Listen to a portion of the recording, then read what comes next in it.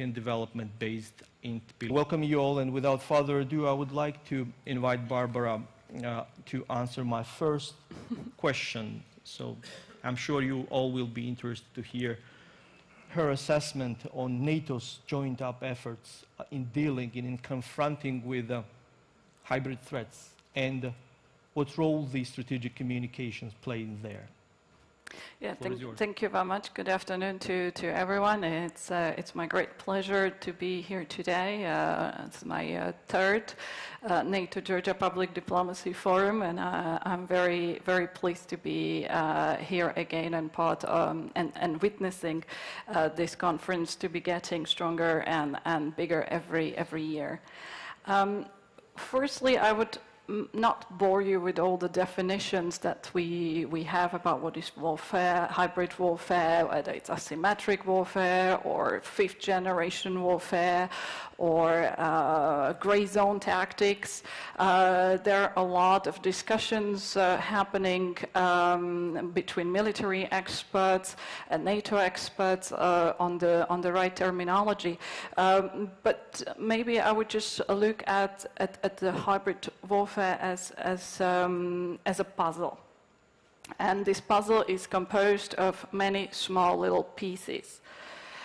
Be it cyber attacks, be it usage of irregular forces or private security companies, be it energy blackmail, be it disinformation, propaganda, and we even witnessed a usage of a chemical substances as part of a chemical attack to reach a certain goal, be it military goal, foreign policy goal, or whatever else the adversary has in their mind.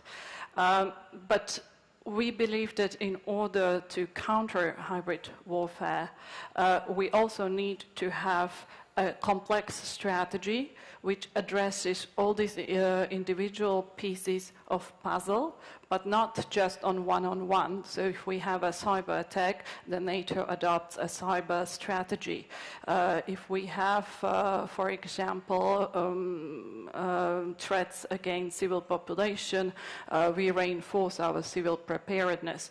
I mean, all of these are obviously very important strategies to counter these individual pieces of puzzle, but they have to be done in a coordinated and strategic way. And this is how NATO is approaching this phenomena, already starting with Summit 12 in 2014, where the heads of states and governments have given a mandate to NATO to start preparing procedures and tools and plans how to counter hybrid warfare. And then in 2016 at the Warsaw Summit, we adopted a respective strategy and actionable plans, and we are continuing to work on this towards our next summit in July. But one piece of this puzzle is disinformation and propaganda. This is something that all of us have seen and witnessed, not only in Georgia or in Ukraine, but also NATO as an institution is very often also targeted by propaganda and disinformation. And we have seen the past 2 years also many of our member states witnessing this phenomena. So NATO's response to this is to strengthen its strategic communication capabilities, because a robust and well-functioning strategic communication is an important element in the fight against disinformation and propaganda. I will not go into details about what is NATO's definition of strategic communication. There are more valuable experts like Mark here that you have seen at the previous panel, Mark Leahy. But I would maybe develop this idea a little bit, how a well-functioning strategic communication in NATO's perspective can address disinformation and propaganda.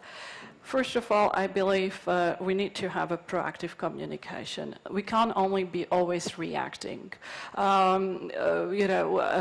Whether it's Russian so-called media outlets or some social media individuals who start spreading some misinformation or they twist the facts, we have to debunk, we have to get the record straight, but we can't always be running after the cart. We have to also put the ox in front of the cart. So in that sense, what the previous speaker, Sophia, said, having a proactive, positive narrative of who we are, what we do in support of our populations, what values we represent. This has to be first and foremost our first step in fighting disinformation. Secondly is transparency and availability of facts and information.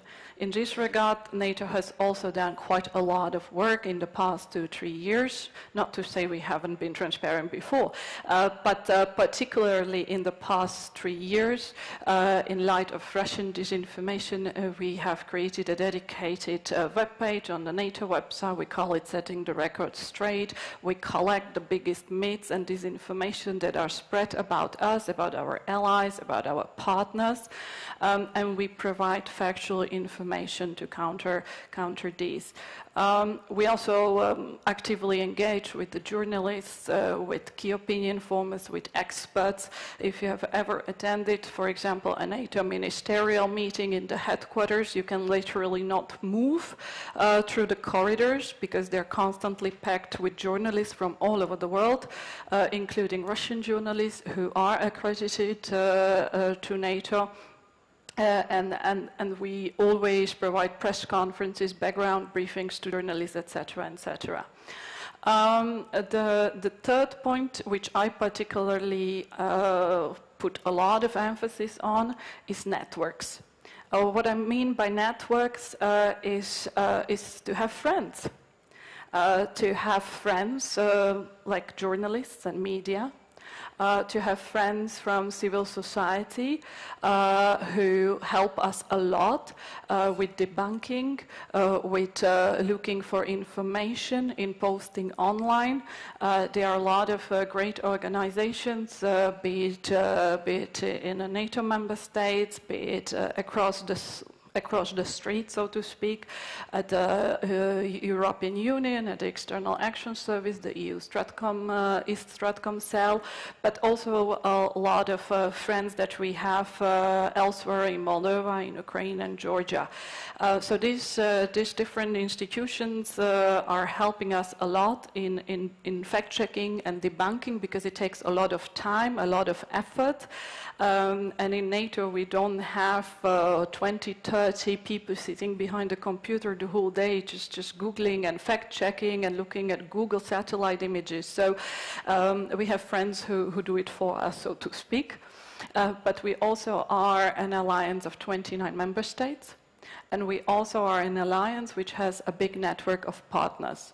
So if we put all these people together, I think we really have an effective network which we need to use and work together to be more effective, to be more stronger, so to speak. And last but not least, coordination. That's the key word. And when I'm often asked about, so what is this strategic communication thing? Like but don't tell us this definition because we don't understand it. Tell us in a simple word, what is strategy communication? And for me, it's about coordination. And especially for an organization like NATO, which is an international organization, intergovernmental organization with 29 sovereign member states, an organization that is both political and military, which has its own political and military structures.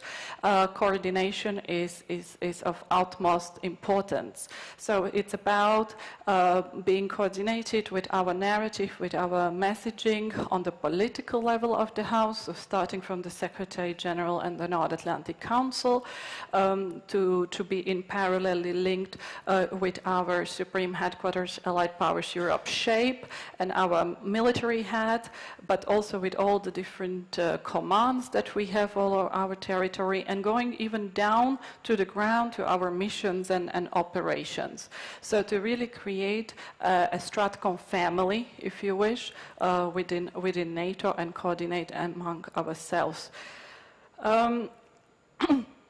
When we talk a little bit more about NATO's communication efforts with large, because I think it's important maybe to share a little bit what we are doing from NATO's perspective generally before going into individual countries or regions. We do realize that there is a lot of information out there. We do realize that that people are not necessarily all interested in NATO issues. We realize that majority of citizens, be it from NATO member states, but also for partners, they don't really care about issues like security and NATO and NAC and summit and all these issues. And also, as always, you know, lack of resources is always the biggest headache.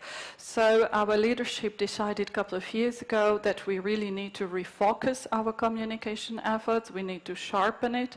So we adopted a British-led model, which is called OASIS. So it's about setting objectives, about identifying target audience analysis. It's about finding the right tools and the right strategies how to address these audiences, and it was already alluded in the previous panel that you need to know your audiences and whom they trust. And you need to find the credible voices with whom they can speak and listen to, and then we need to measure as well our effects. So this is a new approach that we started doing in NATO's Public Diplomacy Division, and with this we really try to be more coherent and organized. Last but not least, especially in light of the disinformation and propaganda that is aimed against NATO and our individual member states, we also came to realize that we need to understand what's happening out there. We need to have the information, we need to be able to analyze the trend, and we need to know what is coming so we can better prepare. So modeling ourselves on the Lithuanian example, we have created our own humble at the moment, but we are expanding our own information environment assessment cell, which is linked with our different missions and operations, with our commands, with our member states, and we try to collect different information, create analysis, and that helps us, where possible, of course, to predict certain elements that can happen, and in order not to be surprised, but to have a proactive communication. And this is particularly important for us, especially in the realm of our enhanced forward presence in the Baltic states and Poland. And we are particularly looking at this area because this is really a big target for Russian propaganda, is our presence in this region. So I'm going to stop here and we'll develop further. Thank you for very comprehensive coverage of NATO's efforts to counter the hybrid threats. And I would be also very interested to hear your assessment how to measure the success, but I will ask this question at the later stage. You listed very interesting and important elements: proactive approach, transparency, network coordinations, all are extremely important to have effective strategies. I would particularly highlight the proactive efforts and measures from the NATO, from the partner countries, because if we look at the trend, we've been always on a reactive mode, which should be changed, and now we need to see more proactive efforts from the NATO side as well as from the partners. Rosaria, I would like to invite for your comments. Title of this panel is NATO's regional communication strategy, but before we go to the communication issues, I want to hear your overall assessment of the NATO's policy towards the region, towards Black Sea region. If we look at the Warsaw summit declaration, Black Sea is mentioned 8 times in 5 different paragraphs, which highlights the importance of the Black Sea for the NATO, for the security and stability of the Euro-Atlantic area itself. So can you give us a better sense where NATO stands with this strategy? Okay, let's talk about, on one side, the Black Sea, and on the other side, the regional strategy, the regional political strategy. As you know, my office covers not only Georgia, but also Armenia and Azerbaijan. And among these 3 countries, Georgia is the only one that has a clear aspiration to become a member. So even though, of course, there is one office, there is no one policy. The NATO policy in the region is very much dictated by the will and the interest of each individual country. What we do with Georgia, we don't do with Armenia, we don't do with Azerbaijan. So this is NATO policies are driven by the demand of the individual member states, or partners, sorry. As far as the Black Sea, it is true that especially after the annexation of Crimea and the increased presence of Russian military forces in the Black Sea, the attention of NATO has also increased in the region on the Black Sea. And there are increased efforts to coordinate better and to create better forces that could prevent and eventually respond to possible threats in the region. I'm hopeful that we will get some clear recognition of the Georgian engagement in the Black Sea in the communiqué of the summit. But already now, I think that we can talk about a good, positive story. Georgia and NATO cooperate closely on Black Sea security. We have at least we have a number of visits of NATO countries' vessels in Georgian ports, in Batumi and in Poti. We have trainings that are taking place for the Coast Guard. Georgia is involved in the Sea Guardian operation of NATO. Next month, we are expecting the visit of the Deputy Maritime Commander of NATO. This will be the 2nd time in 6 months that he comes over. And this is, I think, a very clear indication that there is an interest and a determination to work closely together. As the Assistant Secretary General mentioned this morning, we receive security advice, information from Georgia on their security assessment on the Black Sea. And this helps us a lot in getting awareness of the general security situation. And there are ways we are studying to get this cooperation even closer. Thank you. It's absolutely important to have tangible actions to strengthen the Black Sea security. And as I mentioned in my introductory remarks, so actions speak louder than the words. And in addition to the commitments of the summit declarations, we are sure that sooner or later, sooner I guess, we'll see some concrete actions from the NATO, from the Black Sea little states that will further strengthen the security and stability in this particular region. Levan, as defined by the North Atlantic Council, the NATO strategic communication is coordinated and appropriate use of NATO communication activities and capabilities in order to advance NATO's aims. And we all know that NATO's aims are stability, projecting stability and security in the Euro-Atlantic area. Do you think that the communication and coordination and appropriate use of these tools are enough to ensure that proper communication strategies in the region, having in mind all the threats and challenges we face currently? Thank you, and let me also express my gratitude to the organizers for having me here, and thank you, Misha, for your very kind introduction. Since you started with the definition, let me also continue with this topic as well, because I think that actually despite many years have passed since the phrase strategic communications have been coined, despite number of papers produced on this topic and numerous strategic discussion we had over this issue, I have a feeling that there is no single agreed understanding what strategic communication actually means in real terms. And I would say that definition of the Stratcom differ from one organization to another and also from one country to another. But what is really common for most of them is the significant emphasis made on coordination and concerted efforts.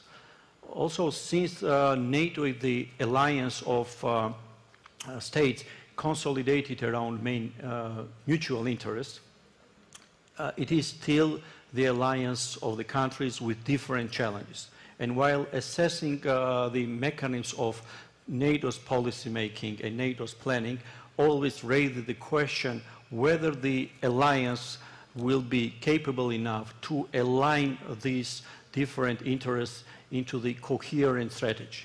And I strongly believe that this question is pretty much applied to the communication strategy as well. In this regard, we should acknowledge that a number of important steps were taken by NATO over the last years, and establishment of NATO Strategic Communication Center of Excellence in Latvia is one clear and good example of progress achieved in this respect. However, I believe that quite profound challenges are still ahead, especially when it comes to coordination on the political messages. In this regard, we should also understand that it is really very important whether we manage to achieve coordination, and this issue is also directly linked to the challenges we are facing in 21st century. And I would say that NATO, as well, all of us globally have been significantly affected by the strategic change of 21st century. Because in the era of changes, in the era of security environment we are having now, it is, which is also characterized by the hybrid threats, the more we are advancing in technologies, the more coordination and more synchronized efforts are required from us. In the era of the Cold War, when the Iron Curtain still stood, making commitments was much easier, because if hostilities had commenced, it was clear that no one member would have been on the sideline. But how we are going, how the alliance is going to leverage the different national instruments into synchronized effort is a big question. Therefore, I would agree with everybody, including to my colleague, that this is the really very big question, how we are going to overcome this challenge with the aim to counter these threats we are facing today. In addition to it, I think that since we are discussing NATO's communication strategy, focusing on the region, I mean mostly focusing on the eastern flank, it is very important to bear in mind two main points. The first is that it was mentioned, and I would reiterate again, that communication strategy should not be adjunct to the policy. It should be integral part of decision-making process. And I also believe that what NATO does or what NATO fails to do both have very serious communication component. And in this regard, I would like to emphasize that Russia's policy vis-à-vis neighbors such as Georgia and Ukraine is quite largely based on the narrative that our European or Euro-Atlantic integration track is unrealistic. And in addition to it, especially in case of Georgia, it is also dangerous due to Georgia's NATO membership aspirations, despite the fact that revising this goal by Ukraine has not saved Ukraine from being the target of aggression and from having territorial disputes with Russia. Therefore, of course, we should be realistic, and we all quite clearly understand that the decisive steps of NATO toward the region will be taken only then when the momentum will be there, and when the so-called window of opportunity will be open.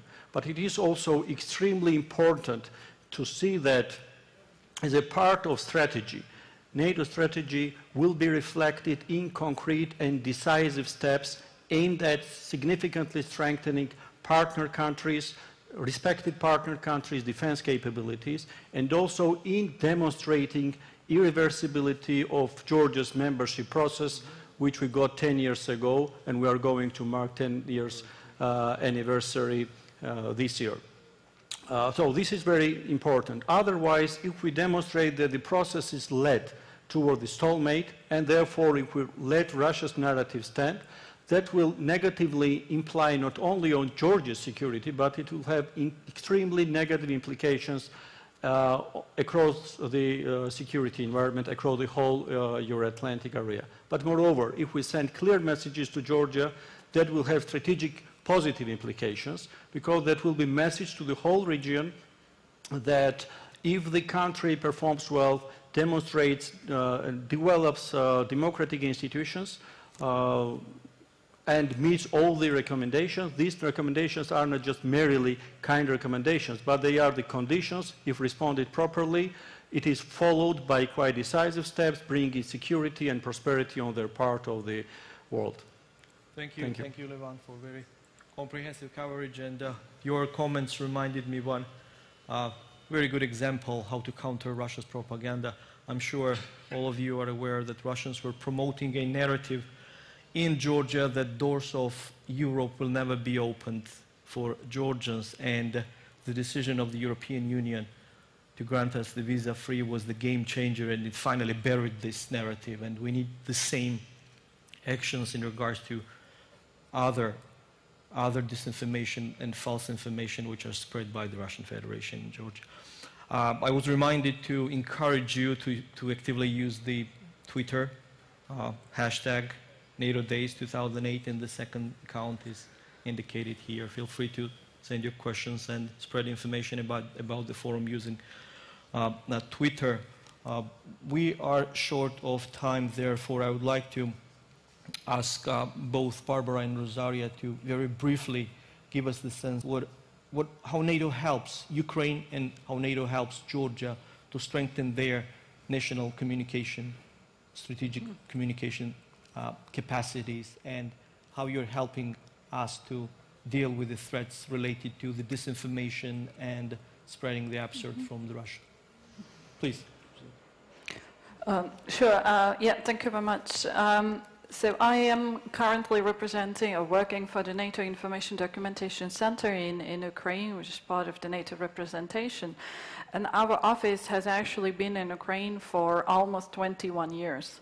So this tells you and shows you that it's more than 2 decades that NATO has been trying in Ukraine to promote what NATO is and to battle and fight the old stereotypes and myths that were still inherited from the Soviet Union's past history. But at the same time, the 2013 and 14 events have been not only a game changer for Ukraine and Ukrainian society themselves, but also for our work there.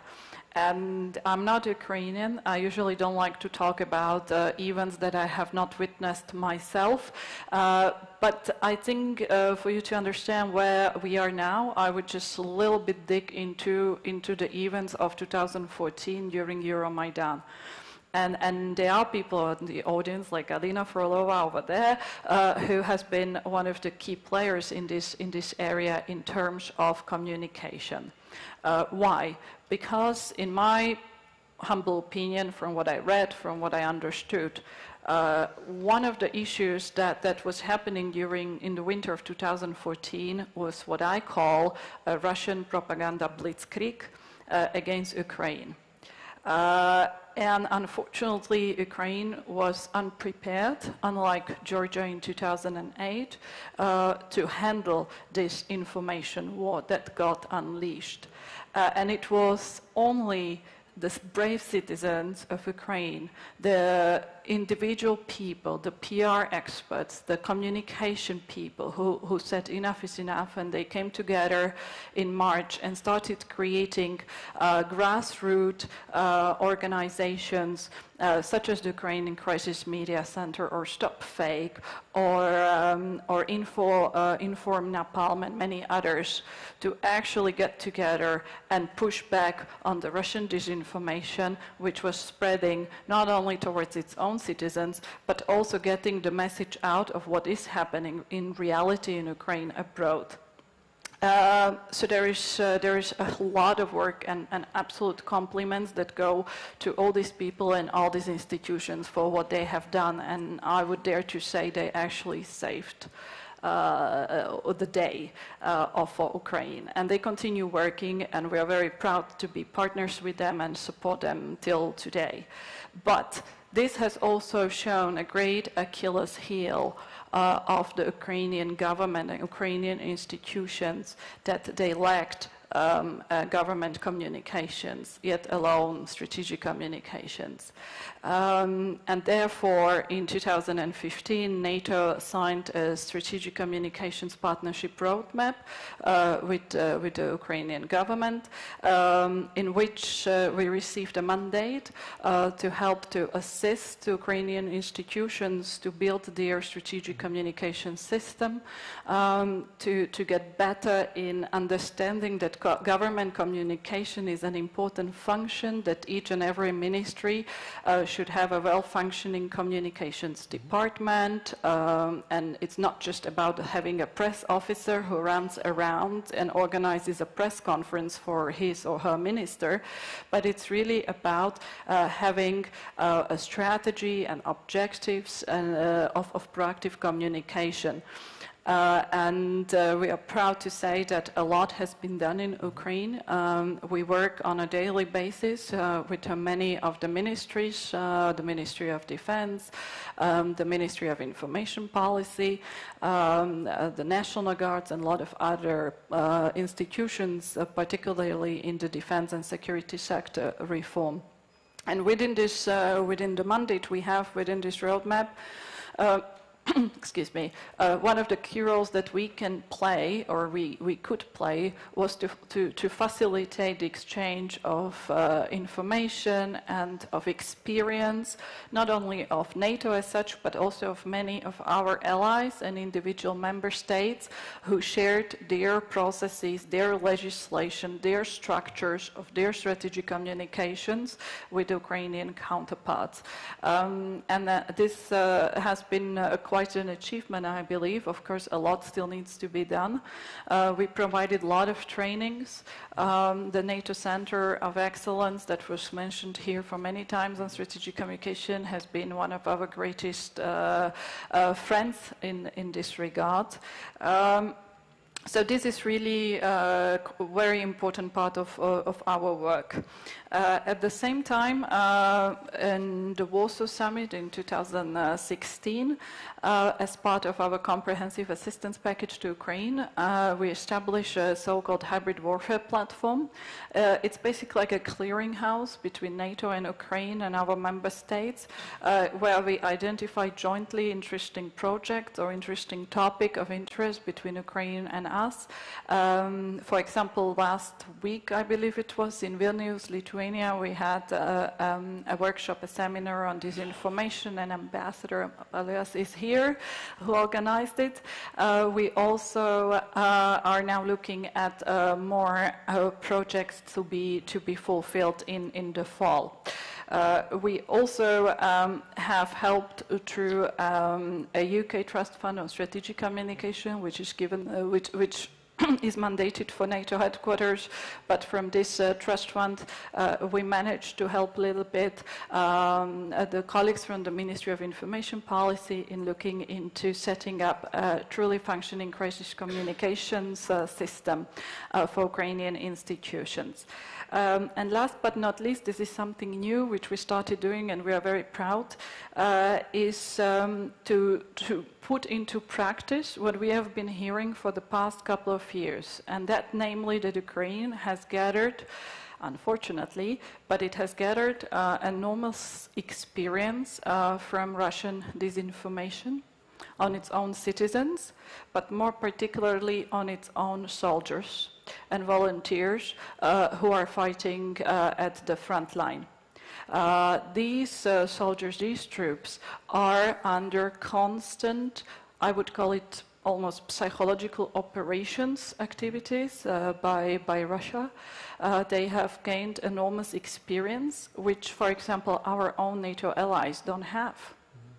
And this is an avenue where actually Ukraine can share with the NATO its experience. So we are looking at organizing study trips and exchange programs.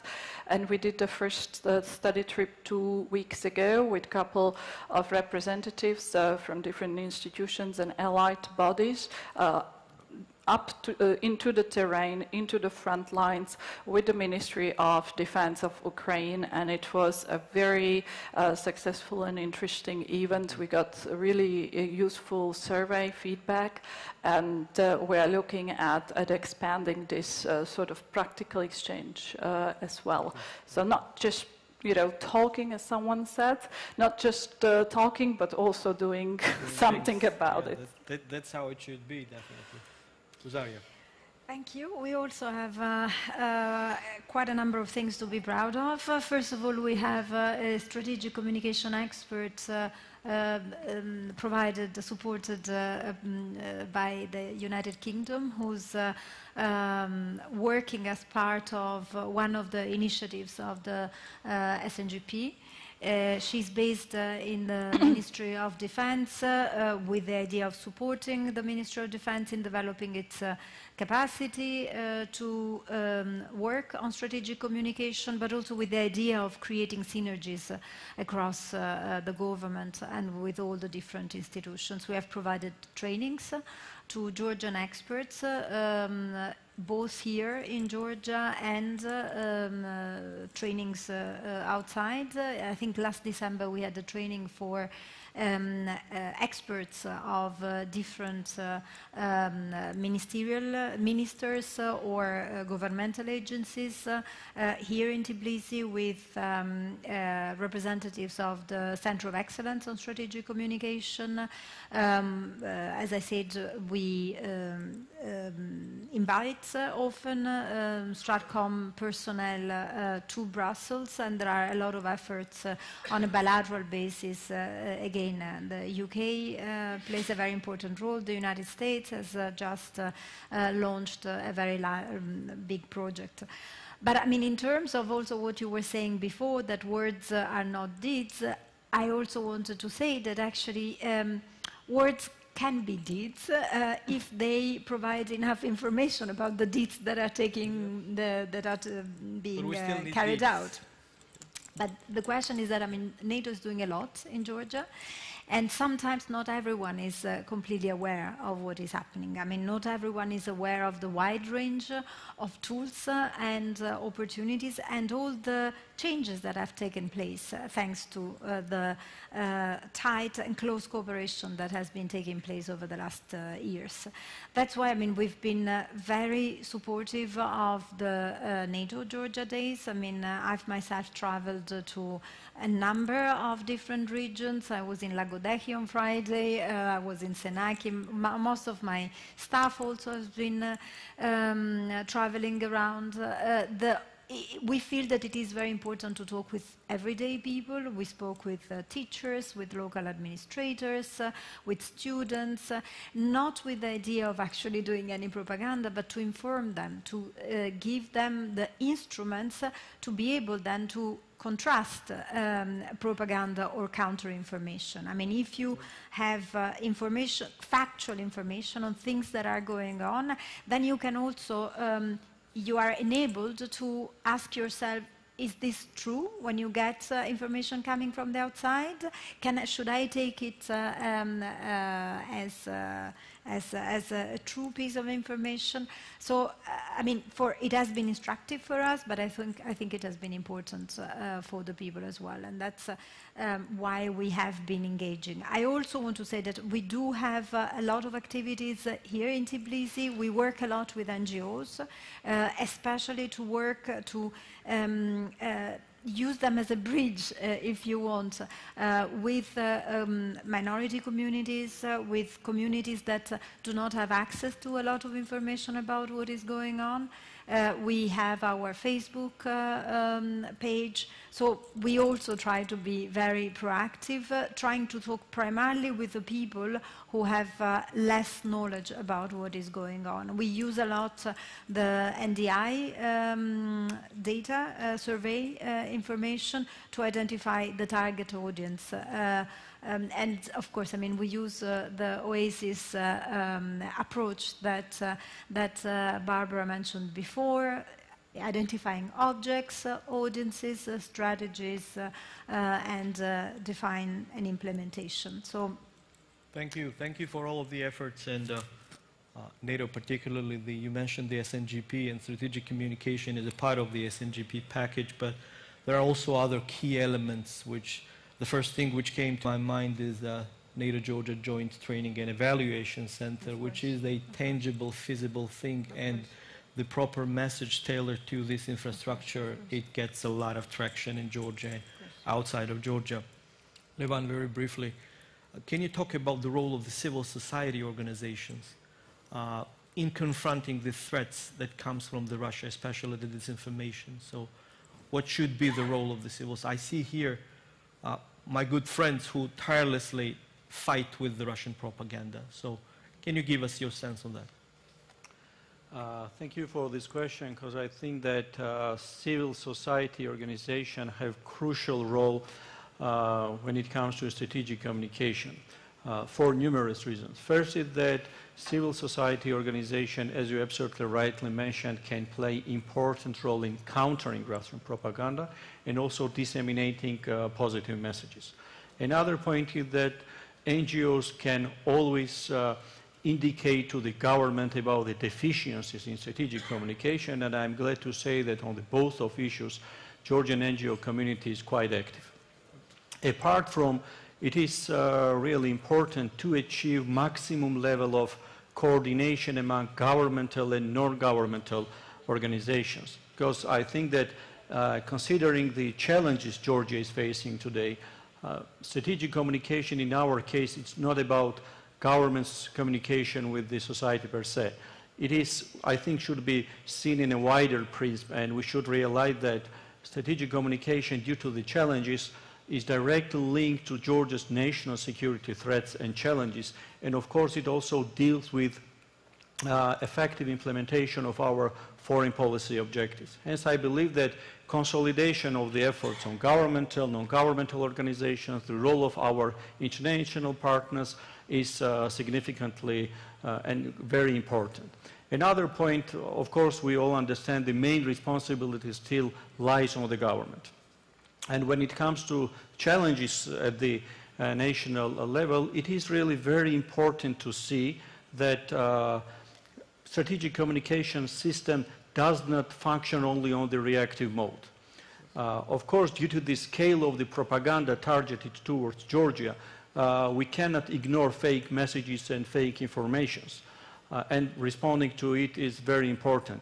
But also taking a proactive step is really very important, because I think that proactive process will enable us to have positive influence on the attitude of Georgian, of the relevant target audience, which is far more important rather than changing the behavior of the target audience through reactive processes. It will have much long-term implications on the audience rather than in case responses. And this is very important to bear in mind. Also, it is crucial to keep in mind that this process should not be isolated from other elements of strategic communication. It should be part of extremely synchronized and well-coordinated process, which would be based on different elements, including all the results of target audience analysis. So here where we stand today, of course, we have lots of challenges, And also I would like to mention that the role of international partners was mentioned many times. And of course our partners and our allies contributed a lot to strengthen Georgia's strategic communication capacity, and we should appreciate it also, of course. But I would like to mention, as Prime Minister also absolutely rightly undermined, it's really exceptional, the support of the United States to the government of Georgia on strategic communication. And I think that government of Georgia strategic communication program developed by the US Embassy provides all necessary tools to significantly improve the Georgian government strategic communication system. I would like to express gratitude and to underline with positive messages that we are thankful that government seems engaged, and there's a quite positive engagement in this process. But of course I would recommend once again to benefit from this process to the fullest possible extent. Thank you, Levan. I also want to join you in thanking our American friends for their tireless efforts to support Georgia's democracy, territorial integrity, sovereignty, and as we all know, the United States is a staunch supporter of Georgia's NATO membership. So we have about 15 minutes for Q&A session. So I see the hand here, second one is over there, and the third here. Please. Thank you. Andris Kudors, Center for East European Policy Studies, Latvia. Thank you for your presentations. And I will start with my human perspective. One interesting event was in Riga, and I was tested by one Stratcom specialist. And he asked me, Andris, what does it mean, strategic communications? And I start to explain about process, about organizational process, target groups, etc., which is correct one. But that is part of strategic communications. And he said me, when you think or if you are making speech about strategic communications, always, and especially if you will try to implement strategic communications, think about goal. If there is strategic communications, there has to be strategic goal. And there is my problem with NATO.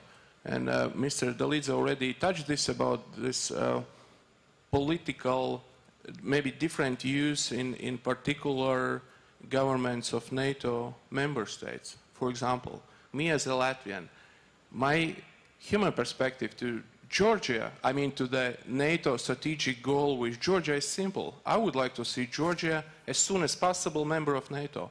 And I would like to see more decisive steps from NATO and NATO member states to get it done.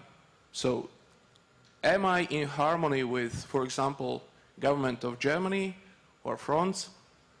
I'm not sure. So, and when I speak with colleagues from NATO Strategic Center in Riga, and they said that, yeah, people are coming to them and asking, where is your fight? And a second question is about, do we have the same strategic goal toward Russia?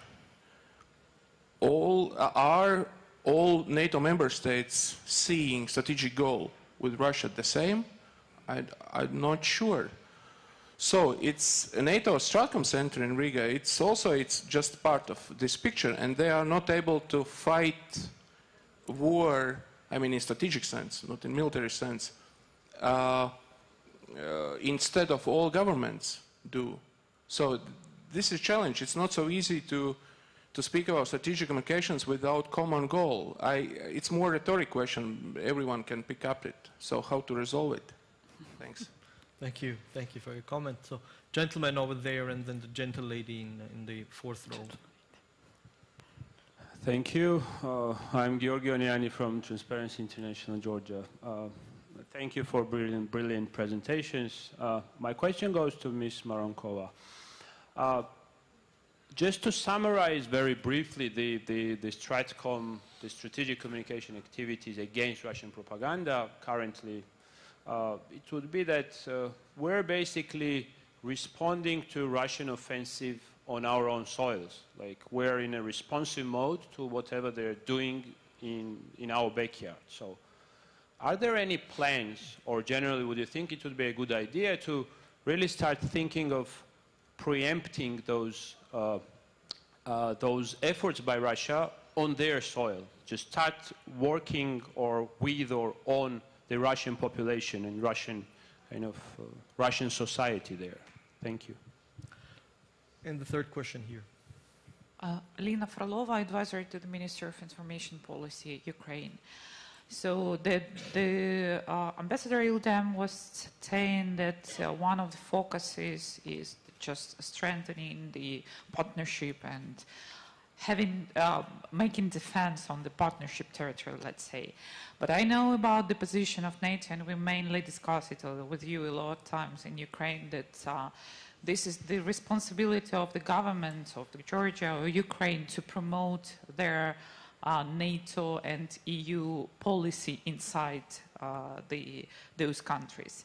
And there is some kind of, in my picture, there is some kind of misunderstanding, because the information domain is main domain for the warfare.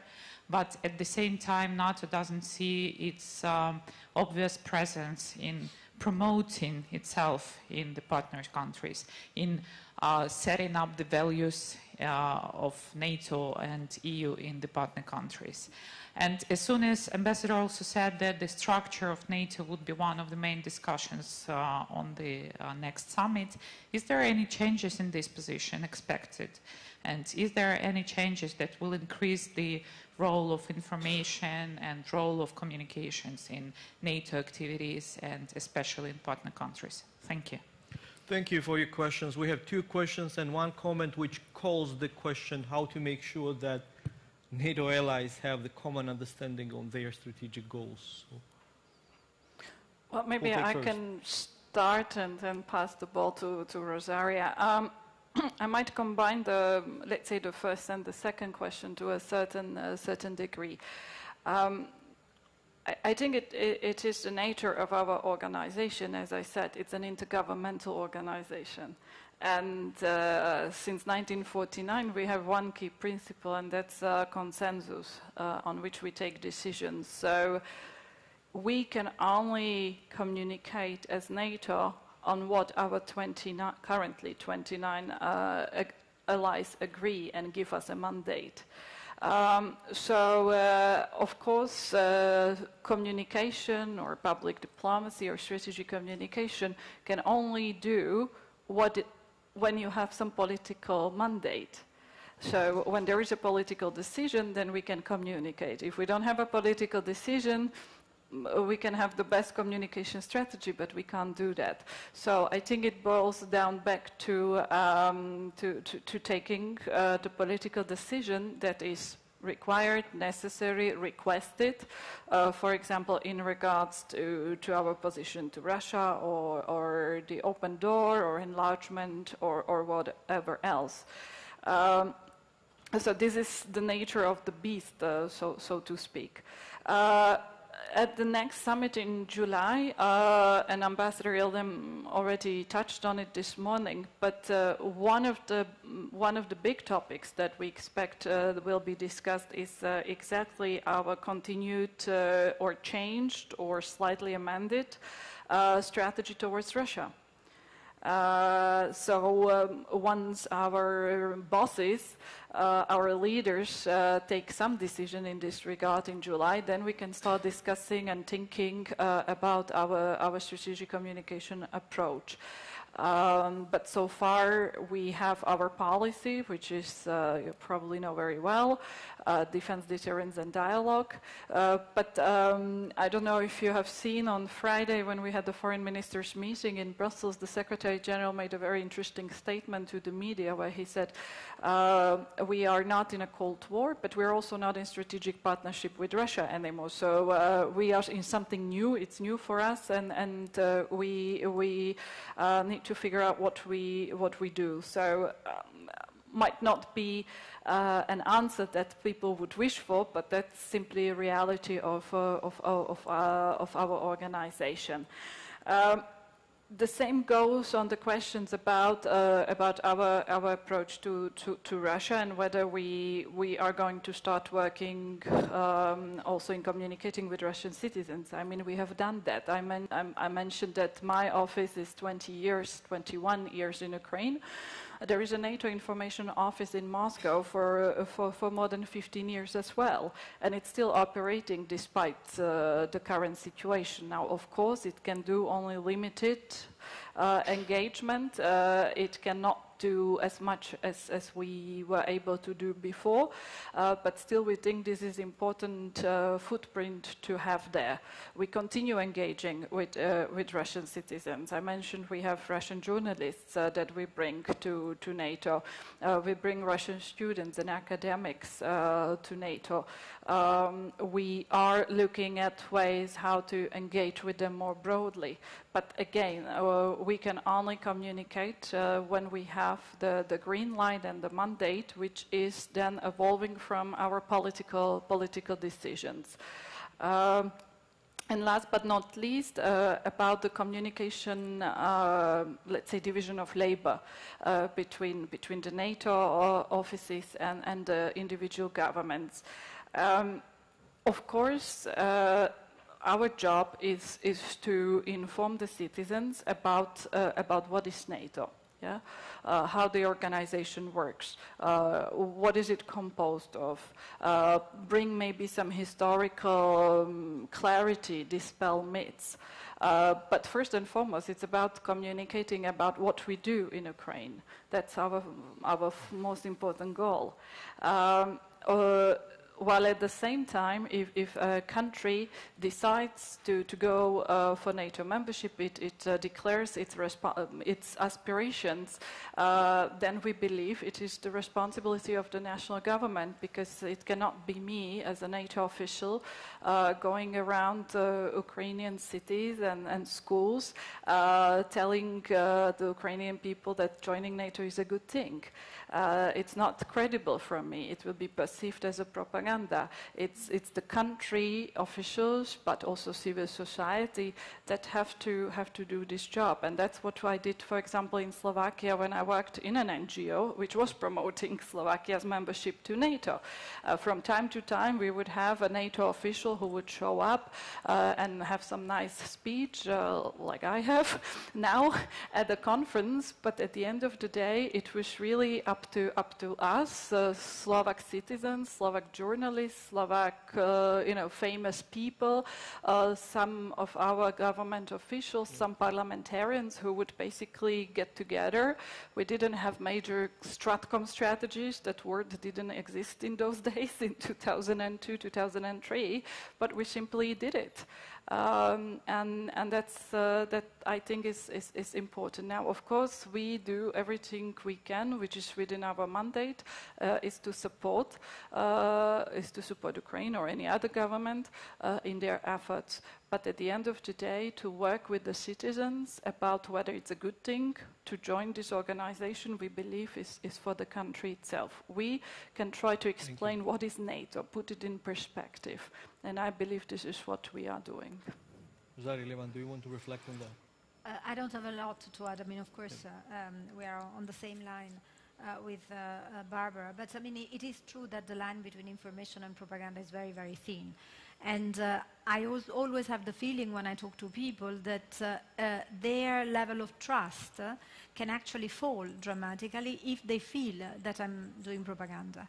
That's why when I try to stay as factual, as pragmatic as possible, I try to explain what the lines that we have actually mean. What does it mean having more NATO in Georgia and having more Georgia in NATO? What does it mean that Georgia has all the instruments? Because these are things that, I mean, they are that are understood. For us here in Tbilisi, we meet each other at conferences. We have a lot of opportunities to talk to each other. But outside, and I'm not even saying in the countryside, but even in minor towns of Georgia, these issues are not immediately clear. So I think it is important even to clarify what is really going on at the moment. And this is important. It supports. Thank you, Levan. Yeah. If you allow me, so I would like to reflect on the question about the goals.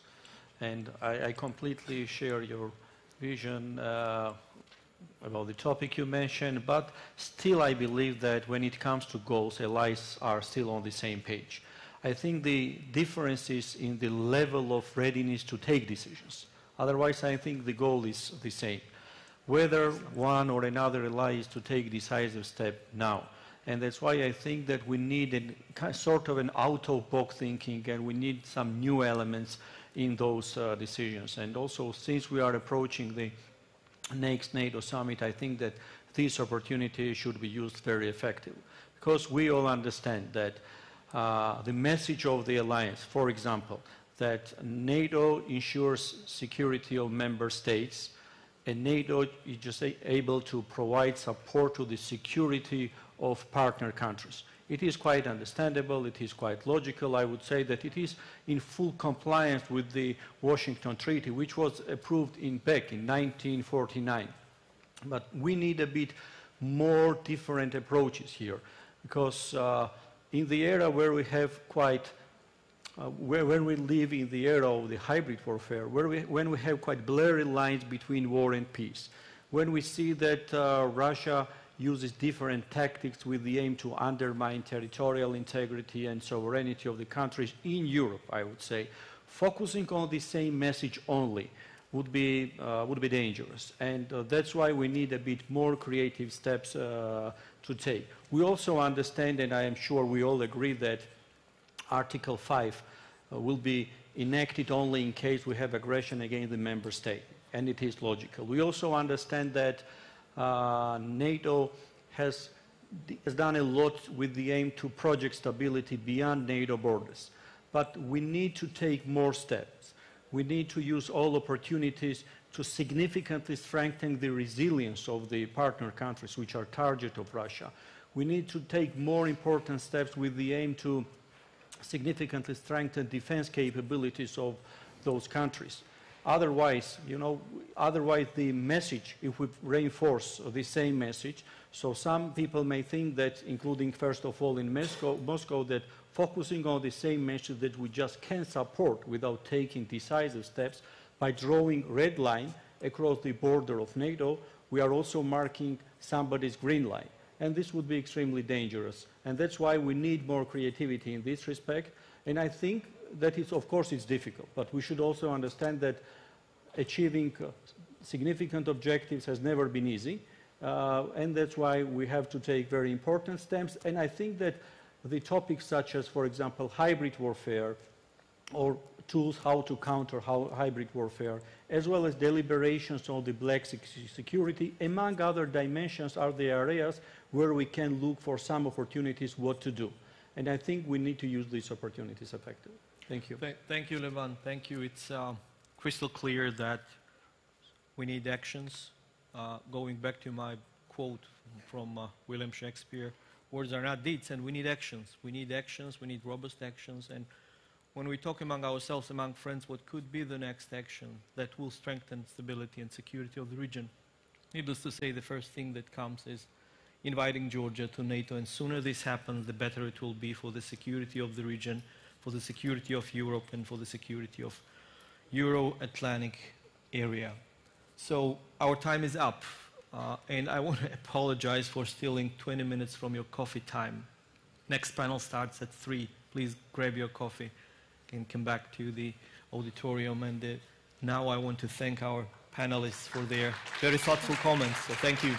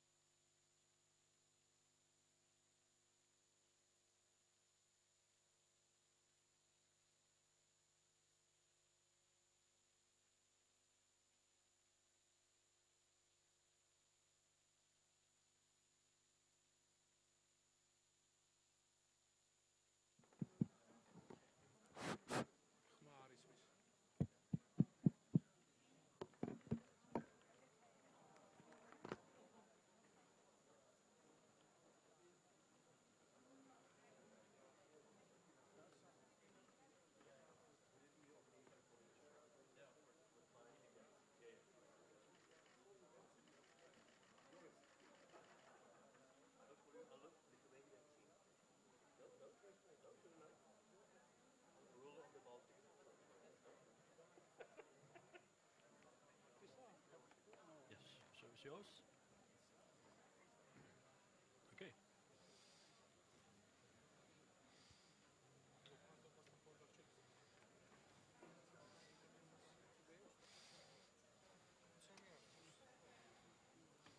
Okay. So this is your microphone, sir? Yeah, yeah. You'll be using it.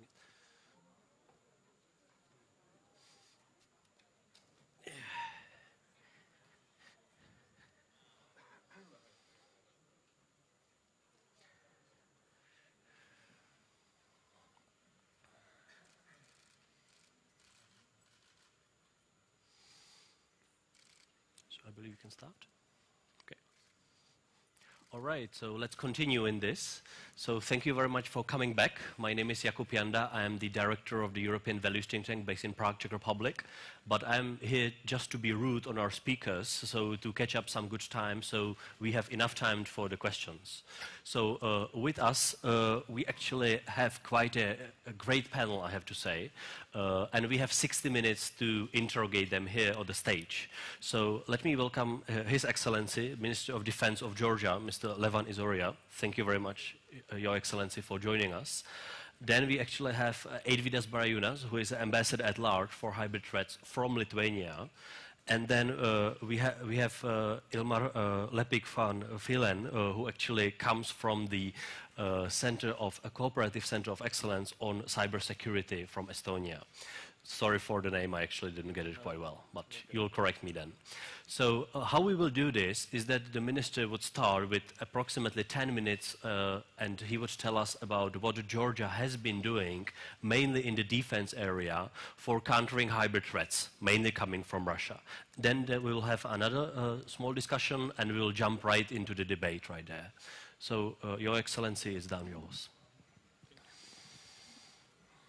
დიდი მადლობა, მოგესალმებით ყველას. მივესალმები ღონისძიების ორგანიზატორებს, მინდა მოკლედ მოგახსენოთ იმ რეფორმების შესახებ, რომელიც ხორციელდება თავდაცვის უწყების ფარგლებში და შეიარაღებულ ძალებში და განსაკუთრებული შემდეგ ყურადღება მინდა მივაქციოთ თქვენი სწორედ ჰიბრიდულ საფრთხეებს და ამ გამოწვევების საპირისპიროდ რას აკეთებს თავდაცვის უწყება. პირველ რიგში, როდესაც აღნიშნული პანელის სათაურზე დავფიქრდებით, ბუნებრივია, მხედველობაში გვაქვს თანამედროვე გამოწვევები არა მხოლოდ საქართველოსთვის, არამედ მთელი ცივილიზებული სამყაროსთვის, დასავლეთისთვის, ამიტომაც სიმბოლურად პანელსაც ქვია დასავლური ღირებულებები და ჰიბრიდული გამოწვევები და ეს დაპირისპირება ორ სისტემას შორის, რომელიც ერთის მხრივ დასავლური თავისუფლების, კანონის უზენაესობის და დემოკრატიის ღირებულებებს ემყარება და მეორეს მხრივ სისტემის, რომელიც ავტორიტარული მმართველობის სტილს ემყარება, ძალიან ნათლად ჩანს ამა წლის დასაწყისში ამერიკის შეერთებული შტატების მიერ გამოცემულ ახალ უსაფრთხოების სტრატეგიაში. ამიტომ ცივი ომის შემდეგ ამ დაპირისპირებამ უკვე მიიღო განსაკუთრებული ხასიათი, რაც როგორც საქართველოს, ნატოს ერთ-ერთ ღირსეულ პარტნიორ ქვეყანას და ასევე ნატოს წევრ ქვეყნებს განსაკუთრებული ამოცანის წინაშე აყენებს, რომ გააძლიეროს აღნიშნული ღირებულებები, მათ შორის სამხედრო კომპონენტით. თქვენ ყველა მოწყვით, რომ ნატოს შექმნის მთავარი იდეა სწორედ ღირებულებების გამტკიცება იყო და თავისუფლებას, როგორც ღირებულებას ის დატვირთვა და ფილოსოფია აქვს, რომ მას დაცვა ჭირდება, მით უფრო, როდესაც საფრთხის წინაშე დგას, ამიტომ ნატოს როგორც პოლიტიკურ სამხედრო კომპონენტის შექმნა სწორედ ამ ღირებულებების დაცვის მექანიზმს და ამ ღირებულებების უსაფრთხოების მექანიზმს უზრუნველყოფდა. ამიტომ დღევანდელი გამოწვევების პირობებში სწორედ სამყარო, რომელიც ამ ღირებულებებს აძლიერებს, დგას ამოცანების წინაშე.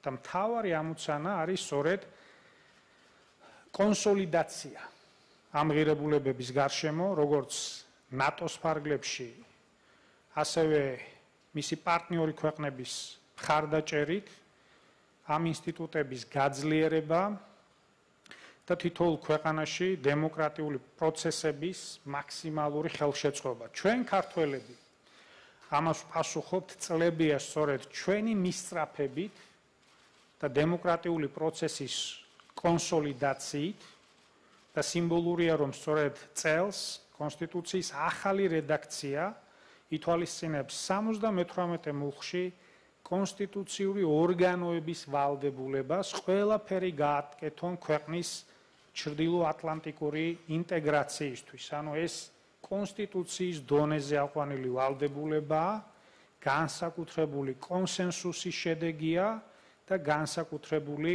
კონსოლიდაციის შედეგია იმ პარტიებს შორის, რომელსაც მყარად აქვთ ჩრდილოატლანტიკური კურსი არჩეული. ასეთი კი არის დიდი უმრავლესობა და სწორედ პარტიულ სისტემის ფარგლებში ამ უმრავლესობის უზრუნველყოფა სტრატეგიული კომუნიკაციის გზით არის ერთ-ერთი მნიშვნელოვანი გამოწვევა საქართველოსთვის. ამ გამოწვევების წინაშე დგას განსაკუთრებით ევროპა, მისი აღმოსავლეთ ნაწილი, ფარმაროტო აღმოსავლეთ, მათ შორის ცენტრალური ნაწილი, როდესაც ხედავთ პარტიების აღმოცენებას, რომელიც პოპულისტური, ნაციონალისტური იდეებით სწორედ რომ ხელს უწყობენ უფრო რუსულ პროპაგანდას და კითხვის ნიშნის ქვეშ აყენებენ სწორედ ამ ღირებულებების სიმტკიცეს და სიმძლავრეს, ამიტომ ჩვენი მაგალითით ქართველები და საქართველოს მოსახლეობა ამ პროცესის, დემოკრატიული პროცესის კონსოლიდაციით პასუხობთ მთავარ გამოწვევას, რასაც ქვია რუსულ საფრთხესთან და ზოგადად შეკავების პოლიტიკის ფარგლებში მოქმედება. ბუნებრივია, ჩვენ ბევრი ნაბიჯები გადავდგით, მათ შორის სამხედრო ასპექტში, თავდაცვის უწყების ფარგლებში, რომ ნატო სტანდარტებს დაუახლოვდეთ, მაგრამ მე მინდა სპეციფიური გამოვყო სწორედ რითაც დაიწყე პროპაგანდის საფრთხე, ჰიბრიდული საფრთხეები და ამ მიმართულებით კონკრეტულად რა ნაბიჯები გადავდგით. ჩვენ მოქმედებთ საერთო სტრატეგიის ფარგლებში, რომელიც მთავრობამ 2017-20 წლის ფარგლებში მიიღო სტრატეგიული კომუნიკაციების სტრატეგიაზე საუბარი და ამ ფარგლებში უკვე გვაქვს კონკრეტული ინიციატივები, კერძოდ აღნიშნავდი ჩვენ სტრატეგიულ დოკუმენტში, კერძოდ სტრატეგიული მიმოხილვის დოკუმენტში გაჟღერებულ მთავარ კონცეფციას, რომელიც ტოტალური თავდაცვის კონცეფციით არის ნაცნობი და რომელიც გულისხმობს არამხოლოდ სამხედრო კომპონენტს ამ ღირებულებების დასაცავად, რაც ასევე არსებითი და მნიშვნელოვანია, არამედ განსაკუთრებულად სტრატეგიულ კომუნიკაციას, საზოგადოების ფართო ჩართულობას და უწყებათა შორისი თანამშრომლობის მაღალ ხარისხს. რა პრაქტიკული ნაბიჯები გადავდგით ამ მიმართულებით? პირველი, ჩვენ სწორედ თქვენს ქვეყნებთან აქტიური თანამშრომლობით გავაღრმავეთ ურთიერთობა რა და მივიღეთ რა გამოცდილება, შემოვიღეთ სხვადასხვა სწავლებები, სადაც არამხოლოდ სამხედროები, არამედ ჟურნალისტები არიან ჩართულები, მაგალითად ვიხსენებ ღირსეული პასუხი, რომელიც როგორც კრიზისულ, ისე წინა კრიზისის სიტუაციაში ჟურნალისტებს, სამხედროებს, საზოგადოების ფართო სპექტრს სწორედ ამ საფრთხეებთან გამკლავების თვალსაზრისით ჩართულობის მაღალ ხარისხს თავაზობს. ჩვენ ასევე უწყებათა შორისი თანამშრომლობის გაძლიერების მიზნით გასულ წელს ჩავატარეთ დიდგორის სწავლება, სადაც სწორედ ცალკეული უწყებების სტრატეგიული კომუნიკაციების სამსახურების კოორდინაცია უზრუნველყოფით შევქმნით რა ასეთი ცენტრი მაკოორდინირებელი. გვაქვს ამბიცია წელს დიდგორი უფრო მასშტაბური გავხადოთ, სადაც მაღალი პოლიტიკური თანამდებობის პირები მიიღებენ მონაწილეობას, რითაც სწორედ ამ უწყებათა შორისი თანამშრომლობის ხარისხს უფრო მაღალ ხარისხში უზრუნველყოფთ. ასევე ჩვენ სულ რაღაც 2 კვირა დავიწყეთ აქტიურობა სკოლებში, კერძოდ პროექტით, რომელსაც ქვია ჩვენი ჯარისკაცი, რითაც პრაქტიკულად უზრუნველყოფთ მოზარდთაობასთან ჩვენ სტრატეგიულ კომუნიკაციას, რათა მათ მეტი ინფორმაცია მივაწოდოთ, როგორც ჩვენ შეიარაღებულ ძალებზე, ჩვენს კონტრიბუციაზე წლების განმავლობაში ნატოს ფარგლებში, ისე ჩვენი ნატოსთან გაწევრიანების პერსპექტივაზე და აუცილებლობაზე, რაც ასევე სწორედ ფართო საზოგადოებისთვის ნატოს მნიშვნელობის დასავლური ღირებულებების გადაცემის და მათი დაცვის კონტექსტშია განპირობებული და ჩვენ გვაქვს ამბიცია, რომ სექტემბრიდან საგანი, რომელთაც დღეს პილოტ პროექტის საგნის წარდგით მოზარდების წინაშე იყოს არჩევითი, ხოლო შემდგომ წლებში სავალდებულო. ამას განსაკუთრებული გამოცდილებაც სჭირდება და ჩვენ გვინდა თქვენთან ეს გამოცდილება, მათ შორის ფინეთთანაც მივიღოთ, ფინეთისგანაც, რათა ეს კომუნიკაცია იყოს საინტერესო მოზარდი თაობებისთვის.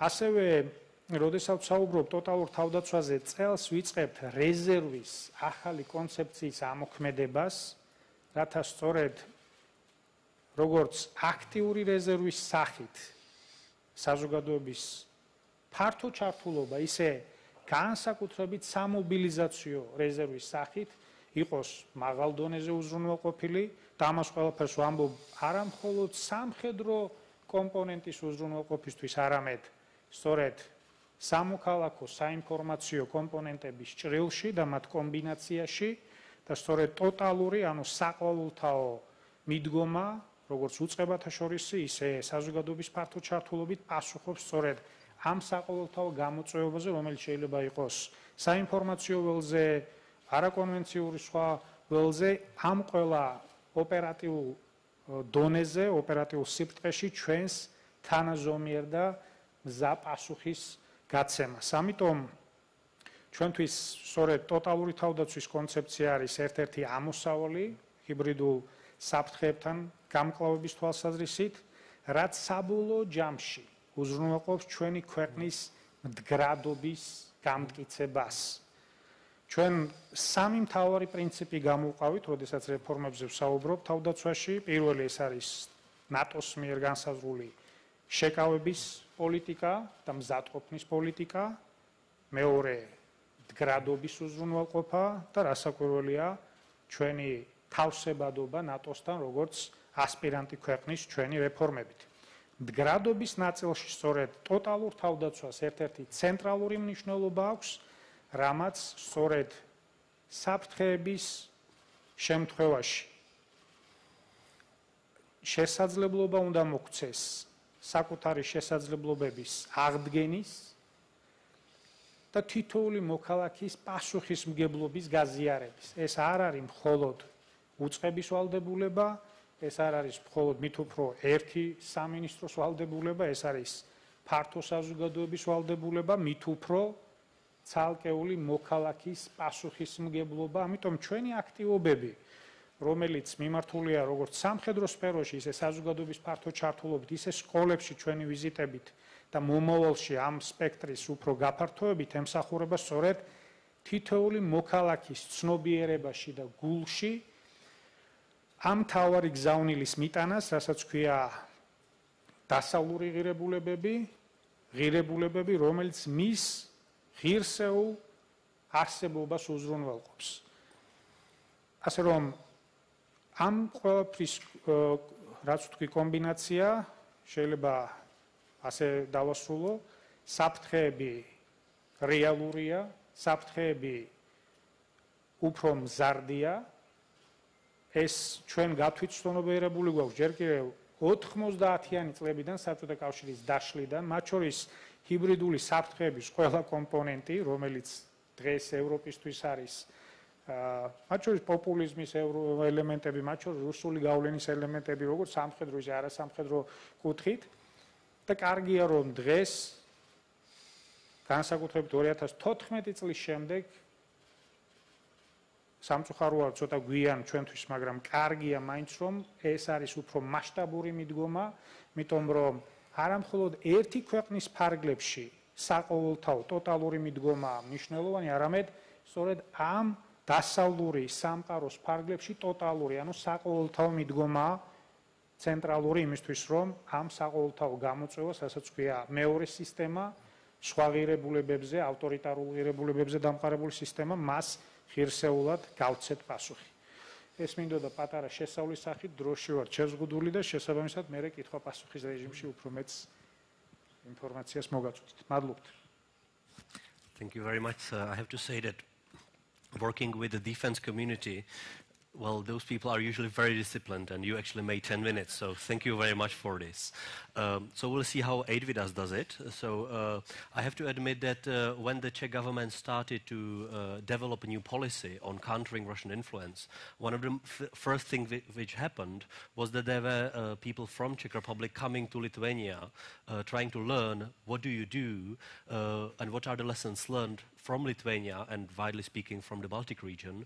What can we take away from your experience and implement it? I think it's clear that a total defense concept, which is widely spread in Nordic and Baltic countries, has been implemented or is being implemented here. But what are the other things, Eidvidas, which you think we should learn from the Lithuanian example? Thank you very much, Jakub. I try to be as disciplined as a minister, and this is, minister set a good benchmark how to be disciplined. But before starting my very really telegraphic messages, because I definitely admire your willingness to have more for the debate, for the Q&A, I definitely cannot avoid mentioning that this year Lithuania and Georgia, we celebrate our 100 years anniversaries. Lithuania 100 years of reestablishing our statehood, and Georgia of the First Republic, which I think is I'm very privileged to be in particular just a few weeks before this celebration to start. So, Minister, congratulations. Georgia, Lithuania, we look very different geographically, but, and this is again one of the reasons for me being here, we still have a lot to learn from each other. I would try to be a little bit modest than you, Jakub, mentioning Lithuania as a role model. We are not role model. And this is what a hybrid is about. A hybrid is constant learning, because our adversary, our enemy, is developing new and new means. So thus we cannot stuck with a one model, one set of mechanisms. So constant learning of various practices, experiences is one of the modus operandi in this fight against hybrid threats. So here, even if Lithuania might be quoted, in some areas is doing well, I still believe we need to continue seminars like this, experts, smaller, brainstormings. This, everything matters. Joint exercises, training of our officials.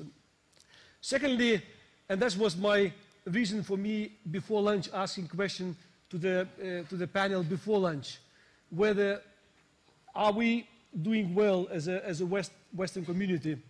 So very much along the line of what was responded. We're doing well, but not enough. That's why I still believe countries like Lithuania, Georgia, Czech Republic, Estonia continue to push forward NATO-EU to do more. NATO-EU started to do, but you know, when you within NATO-EU speak with your fellow members, European Union, NATO, our British colleagues, no offense to British, they say Salisbury poisoning is wake-up call. Okay. Our French colleague would say Russia's meddling into the French election of last year was wake-up call. I, as a Lithuanian, I say, how many wake-up calls do we still need? Russia's aggression against Georgia 2008 was already a wake-up call, more than enough. But it's fine. We continue because we have big community of countries, NATO, EU.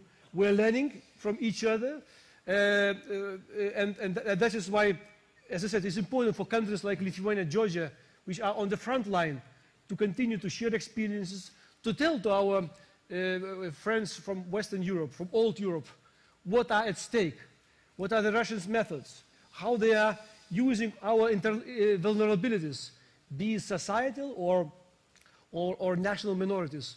It's not nothing offense for these countries if we will share our knowledge. So again, very important Georgia, Lithuania, other countries continue to share experience. EU, NATO, as I mentioned, we are doing okay. We still need to do more. East Stratcom unit established, under finance, but it's moving. NATO Center of Excellence in Riga, NATO Center of Excellence in Tallinn, newly established Center of Excellence in Helsinki. Very important elements. Lithuania is one of the enthusiastic members of this new Center of Excellence. I myself I am on the steering board. And I will be always promoting that we need to engage Georgia and Ukraine, actually, in our format of our activities, because these countries can share a lot. So we are moving NATO-EU. But, and this is what Minister was alluding, national responsibility is key. Actually, both NATO-EU, if you read carefully to NATO-EU documents, will refer to national responsibilities. Resilience is business of Lithuania, business of Georgia, and this is, nobody will come and to make us more resilient. So, two sentences on Lithuania's experience. First is strong mandate and comprehensive security approach. The time when Minister of Defense of Lithuania, Minister of Interior of Lithuania, and security services have their own duties within the security apparatus is over. Time to agree on comprehensive security approach. Again, example of Finland, total defense is absolutely right. Our Finnish colleagues were doing this throughout the Cold War and continuously. So good example to follow. Second is to develop system of understanding, because when our political leaders, experts, will have one understanding on what are the threats. This is the starting point. My third point is, of course, already Minister mentioned, but I can only repeat Lithuania's experience, coordination. Coordination of all ministries, agencies, Lithuania's bank, Lithuania's Minister of Education. All agencies should be engaged. Not just, I want to allude you with a Lithuania's militaristic approach, that we should securitize our policy. Of course not. But we are in the time when we should be alerted. Russia is using all instruments. I mentioned vulnerability, societal, national minorities. So we should be all engaged in this coordination loop. My fourth point is, of course, again, Minister was mentioned, I can only repeat, societal resilience is a key. We, the government, we can invest more in awareness raising. We can invest more in establishing Stratcom units. And again, Jakub was alluding to Lithuania's good example of our Lithuanian army Stratcom, one of the best. But these efforts will be meaningless if society will be not at the level to understand threats, if society will not be resistible. So investing into the education, teaching, lessons learned, sharing, and seminars. Our Stratcom people are traveling through the schools, meeting with Rotary clubs, political parties. Again, not to threaten. Threatened Lithuanian society will be easy target of Russia. And this is what Russia wants, threatened society, scary society, but society well-informed. Our political masters, our leaders, our trade unions well-informed what is in stake. This is the crucial. So investing in the societal resilience is the key. One of the last point is, of course, the doing your homework, addressing core issues, what are at stake. Lithuania's Polish relations, we are not perfect. There are still lesson learned, homeworks to do for Lithuanian government to integrate national minority, Polish national minority in Lithuania, to support them into the full-fledged integration life of Lithuania. Because it's not because of Russia, but Russia is using this. Social various social inequality. Again, we as a country still developing, there are still many issues where Russia is using. This is our homework, It's not because of Russia. It is because of us being more resilient. We need to resolve these issues. Corruption. When I meet my fellow Georgian and Ukrainian friends, I tell, corruption is problem. We are not as well perfect. We're still doing our steps. But Russia is using corruption. And this is easier. You need to start not actions against Russia, but simply tackle problems. And my final points would be eager to share, if the interest is legal legislation. You need to start to reviewing your legal system. I just before lunch met with the chairman of National Defense Commission of the Georgian Parliament. I said, look, this is what you should, as a parliament, should do in order to start reviewing your law, be it on how to deal with the media, be it with adapting your law to this hybrid scenario, because Minister was absolutely right. The scenario is much broader than the defense, so you need to adapt. So this is probably key, a few lessons learned where I, with my disciplined, hopefully, Jakub, manner, answer to your question. Thank you. Thank you very much, Avidas. Just to add one point on the legal mechanisms. When the Czech government did a national security review or audit, one of the things which we have looked into was what are the ways how Russia could potentially get a TV license for RT, which Lithuanian Minister of Foreign Affairs calls Russia yesterday. But this is actually something what we looked into, and it doesn't have to be just legislative changes. It could be sub-legal measures as well. So it could make it almost impossible for RT to get a TV license in your country if you look for the legal tools how to prevent it potentially. And we know they tried in Hungary, for example. Now they got it in France. So we'll discuss it later. But could we move into, for Ilmar actually, to look into what is the role of the Center of Excellence sitting in Tallinn actually, looking into the cyber domain. So what is the role, what are you bringing to the table in this debate?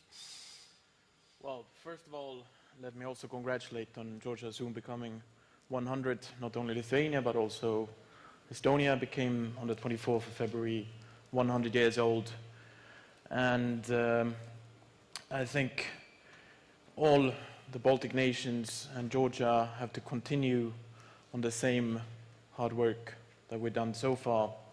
But I'll talk more from a cyber perspective.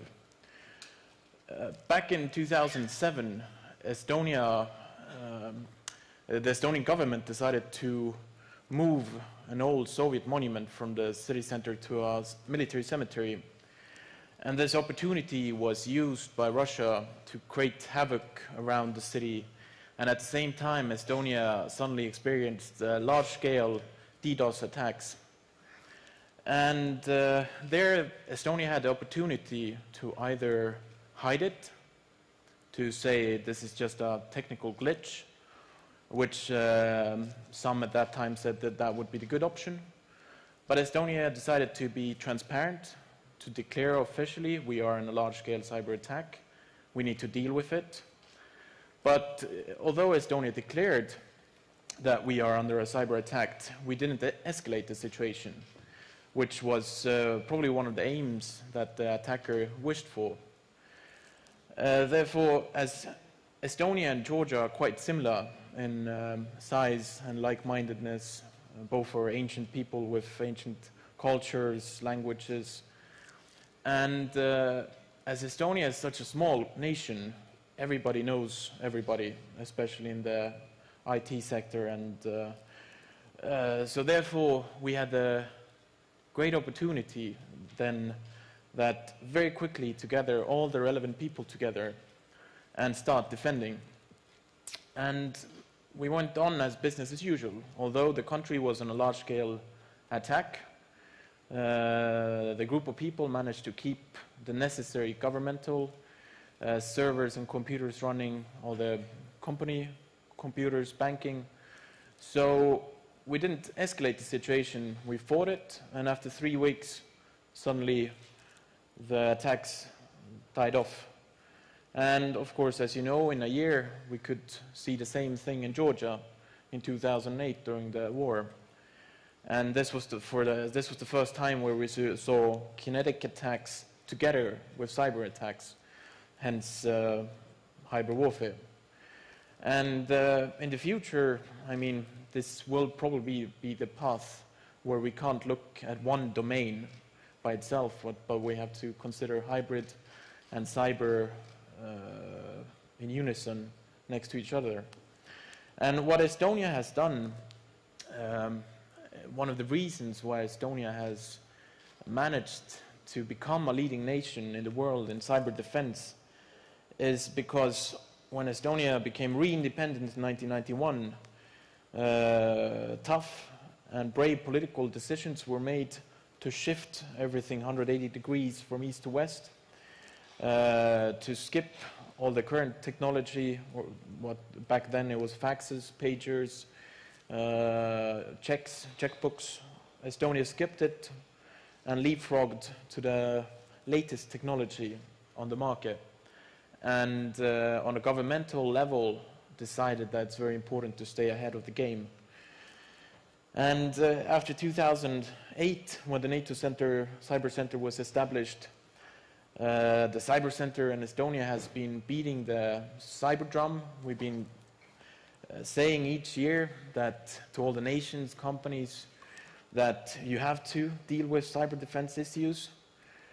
But as my partner in the panel said, used the term wake-up call. All the nations have been pushing the alarm bells have been going off, but the nations have been pushing the snooze button. As well, we saw the attacks in Estonia 2007, Georgia in 2008, Ukraine in 2014, and so on. And I would say only in the last few years, after the cyber attacks have also moved from nations to bigger companies like the Maersk attack and WannaCry, NotPetya attacks. Only in the last few years, nations have started to take cyber very seriously. And in the Cyber Center, we've seen a great increase of members, of nations who want to become members of our center. And I think this is also something for Georgia. I mean, Georgia, as a similar size nation to Estonia, can use this its size for flexibility, to create cyber as a niche issue, push as far ahead as possible, and a nation has to combine all different aspects, not only government, but also military, companies, private people. So I mean, because I mean, if 80 or 90% of attacks would disappear if nations and private people would use proper cyber hygiene, and also in case a nation becomes under attack, it's important that all different sides are up to date and know what to do.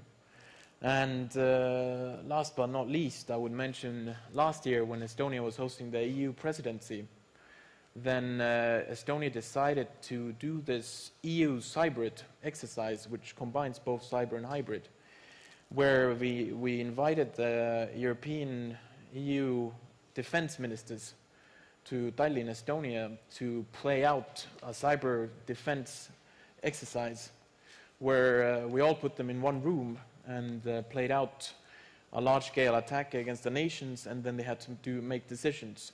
And not only technical decisions, but also legal, strategical, political, social.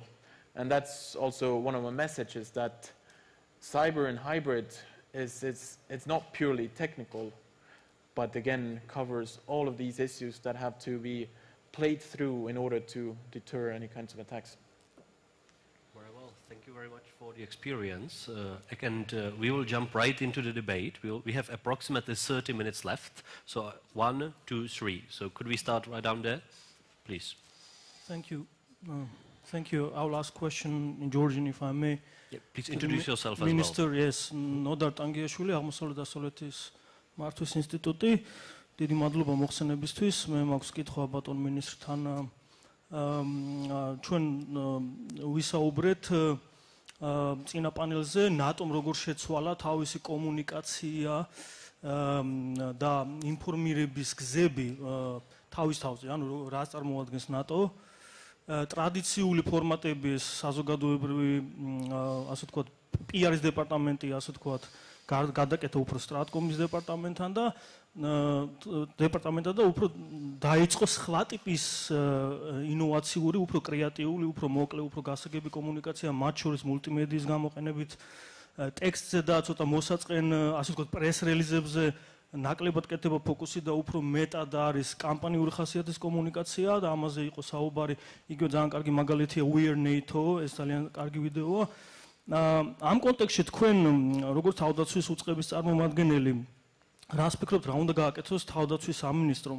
ძალიან კარგია, რომ აი ჰიბრიდული საფრთხეებს აღქმა ძალიან კარგი სამინისტროში, იგივე DIB სკულში არის და სტრატეგიული დეპარტამენტის კომუნიკაციების დეპარტამენტშიც არის თქვენ სამინისტროში ცოდნა ამ საკითხების, მაგრამ ალბათ დამეთანხმებით, რომ მაინც ორიენტირებული ვართ ისევ და ისევ ტრადიციულ ვებგვერდზე, ტრადიციულ პრეს რელიზებზე და ნიუსებზე და ასე შემდეგ. ეს არის ძალიან გავრცელებული პრობლემა ზოგადად საჯარო სამსახურში. ძალიან კარგად მესმის, რომ ჰიბრიდული საფრთხეებისთვის ვემზადებით და ჟურნალისტებისთვის ვატარებთ ტრეინინგებს, მაგრამ ყოველდღიური კომუნიკაციის ნაწილი უნდა იყოს სტრატეგიული კომუნიკაცია, ყოველდღიური მუშაობის ნაწილი, ზუსტად ამაზეა ლაპარაკი და მშვიდობიან პერიოდშიც საჭირო აუხსნათ ჩვენ მოსახლეობას რა არის ნატო, რა მიზანი აქვს თავდაცვის სამინისტროს, იგივე ავღანეთის მისიაში, ხო, ჩვენი ჯარისკაცების შესანიშნავი ისტორიები, რომელიც დღეს მოვისმენთ, ამის შესახებ უფრო მარტივად და კარგად რომ გაიგოს მოსახლეობამ, უფრო კონკრეტულად დავავიწყოთ ჩემ კითხვას, ტრენინგი, რომელიც სტარდება შეერთებული შტატების მხარდაჭერით, ამაში მონაწილეობს სტრატეგიული კომუნიკაციის დეპარტამენტები, მათ შორის თავდაცვის სამინისტროდან, თუ გაქვთ თქვენ დასახული კონკრეტული ამოცანები, დავალებები სტრატეგიული კომუნიკაციების დეპარტამენტის მიმართ, რა უნდა შეცვალონ? აი ამ მიმართულებით, ან მულტიმედიაზე უფრო მეტი აქცენტი უნდა გააკეთონ, მოკლედ რაღაცეების შეცვლა თუ არის დაგეგმილი. And the second question to the ambassador from Lithuania. I mean, it's a follow-up to the question I asked to the minister. We know what has to be done for strategic communication in the national ministries, in the national governments, yeah? But how to do it? Because the civil service has not been used to doing strategic communications for years, and the press officers have been doing press releases, and now they have to do things differently. They have to reorganize. The mind change is usually very hard. And how have you done this? Have you outsourced? Have you invited private sector specialists, etc.? How to do this? Okay, so there's the second question, right? Okay, so we'll start with the first one to the minister, and then we'll jump into the second one.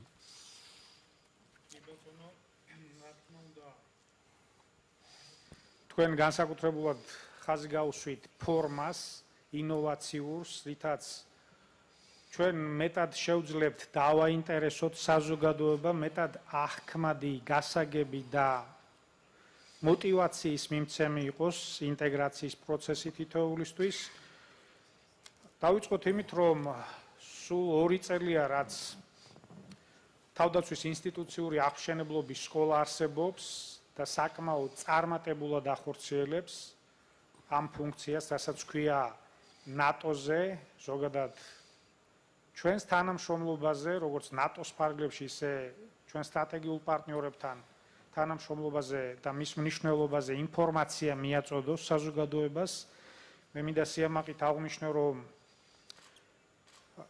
წლიურ ანგარიში, ნატოს წლიურ ანგარიში კონკრეტულად ციფრებიც კი არის გაჟღერებული, დაახლოებით 1700 ასეთი ღონისძიება ჩატარდა და განსაკუთრებულად გამოვყოფდი რეგიონალურ ასპექტს, ასე რომ ამ მიმართულებით ბუნებრივია მუშაობას გავაგრძელებთ და მათ შორის ინოვაციური ფორმების დახვეწაზეც ბუნებრივია მაქსიმალურ ყურადღებას გავამახვილებთ.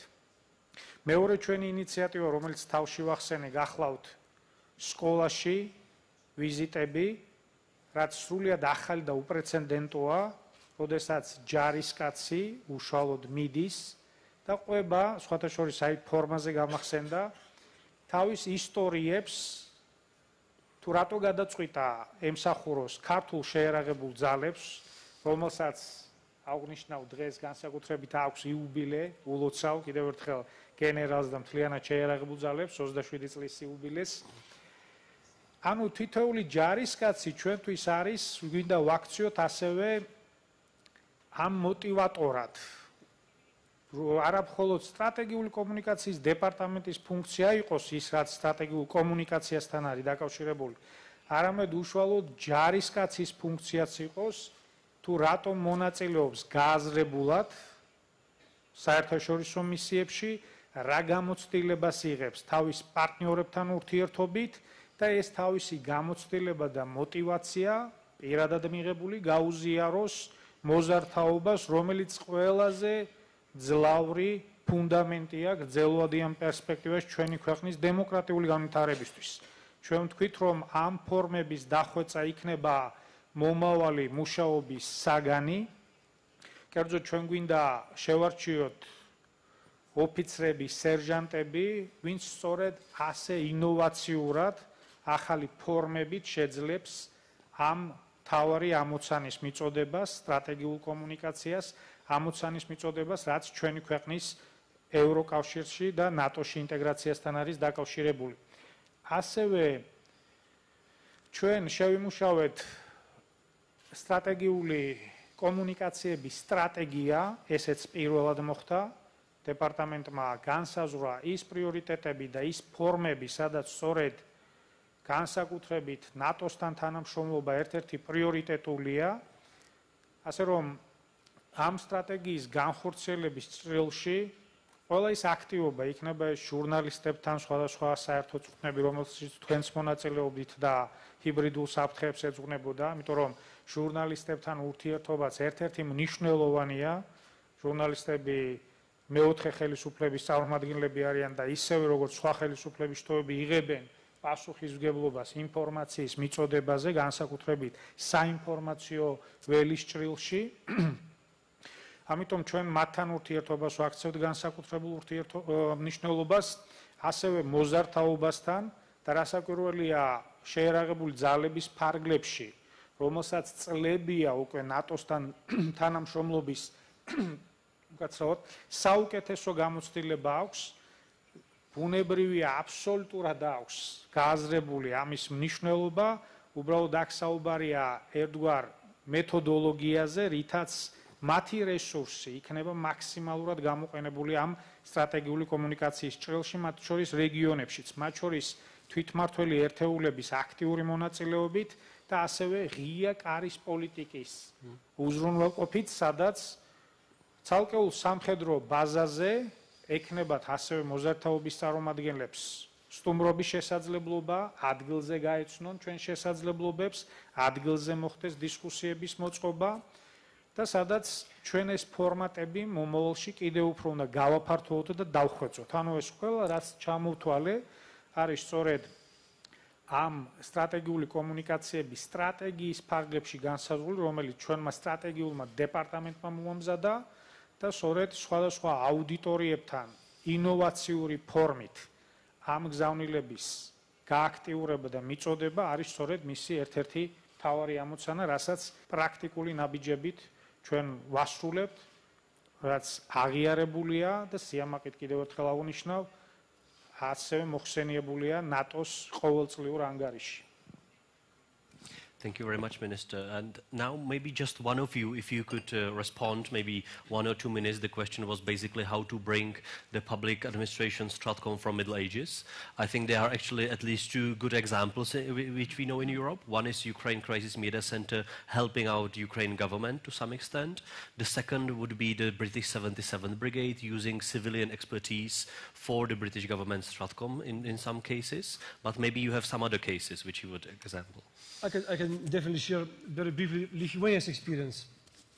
But I think the core business is not only to change few individuals to do something different in different way than they were doing previously, from press release to sort of traditional Stratcom issues. I think the situation is much more complex. When Ukraine was under attack and we Lithuanians, we just were second. Our feeling was we are the second. So first and foremost was political decision, political understanding of our masters. We are under attack. Lithuania's President Grybauskaitė, she was very blunt. Lithuania is facing information attack. And this is not meaningless. This is important from where you start. Political leaders understand what is at stake.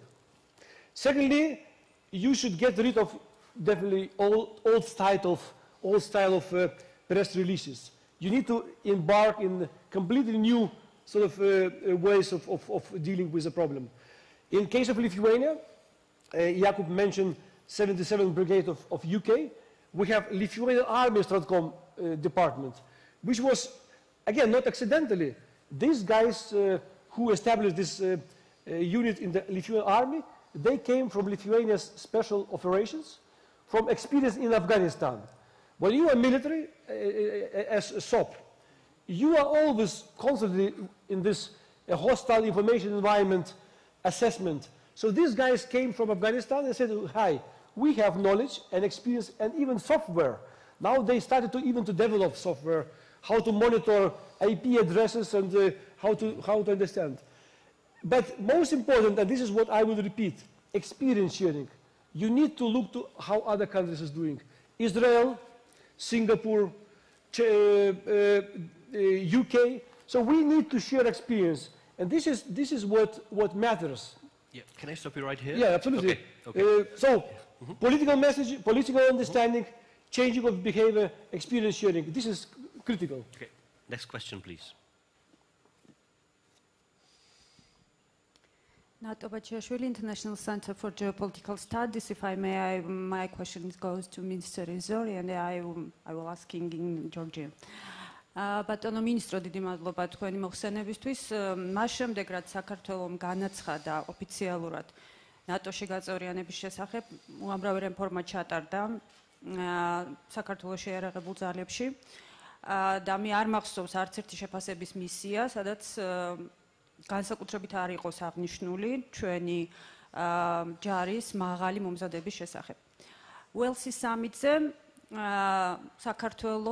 საქართველოსთან მიმართებაში საქართველოს გადაეცა ნატო-საქართველოს არსებითი პაკეტი თავდაცვისუნარიანობის გაძლიერებისთვის, რომელიც 13 მიმართულებით აძლიერებს საქართველოს თავდაცვისუნარიანობას. მე მაინტერესებს დღეს ამ მომენტში, როდესაც მიუხედავად ამდენი რეფორმისა, კვლავ დგევართ რეფორმების წინაშე და კვლავ ვაგრძელებთ რეფორმებს, რა მიგაჩნიათ მნიშვნელოვნად, რა მიმართულებით ჭირდება ნატოსგან საქართველოს მხარდაჭერა, თუნდაც SNGP-ის ფარგლებში, რომელი მიმართულებით, როგორც ორგანიზაციასგან და ასევე ნატოს წევრი ქვეყნებისგან, რა მიმართულებით გვჭირდება ორმხრივი ურთიერთობის ფარგლებში. მადლობა. Thank you. Could we take it to like 2 minutes, if that's fine?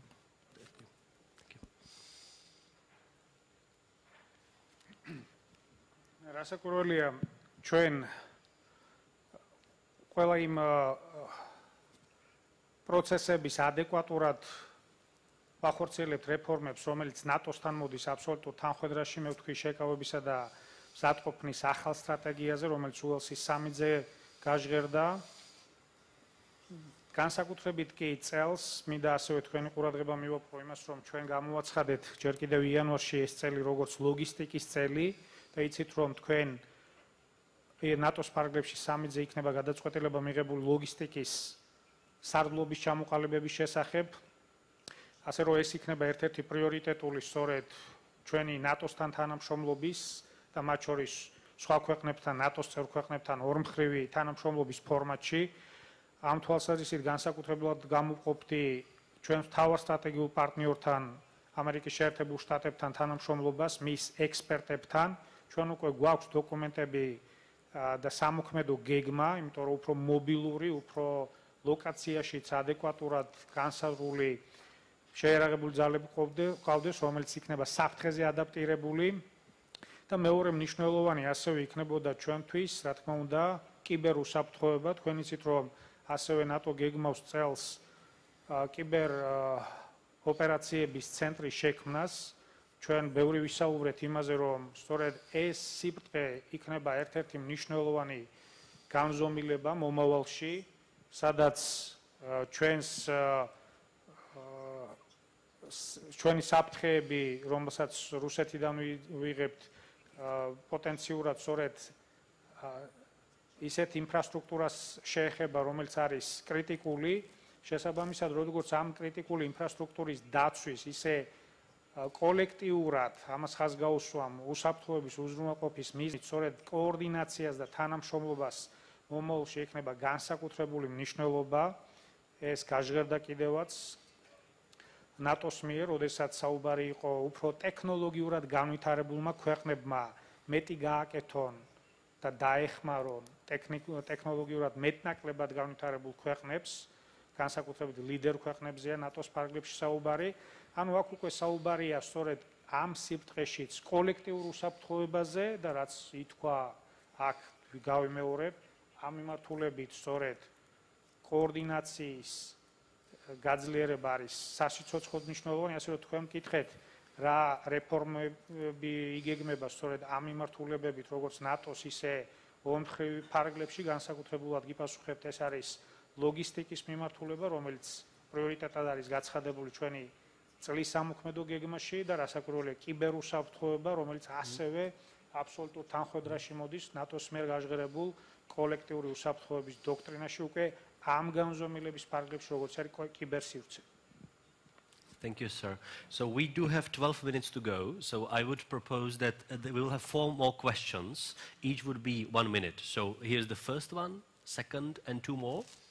Okay, third and the fourth at the back, right? So 1 minute for you, and the question, please.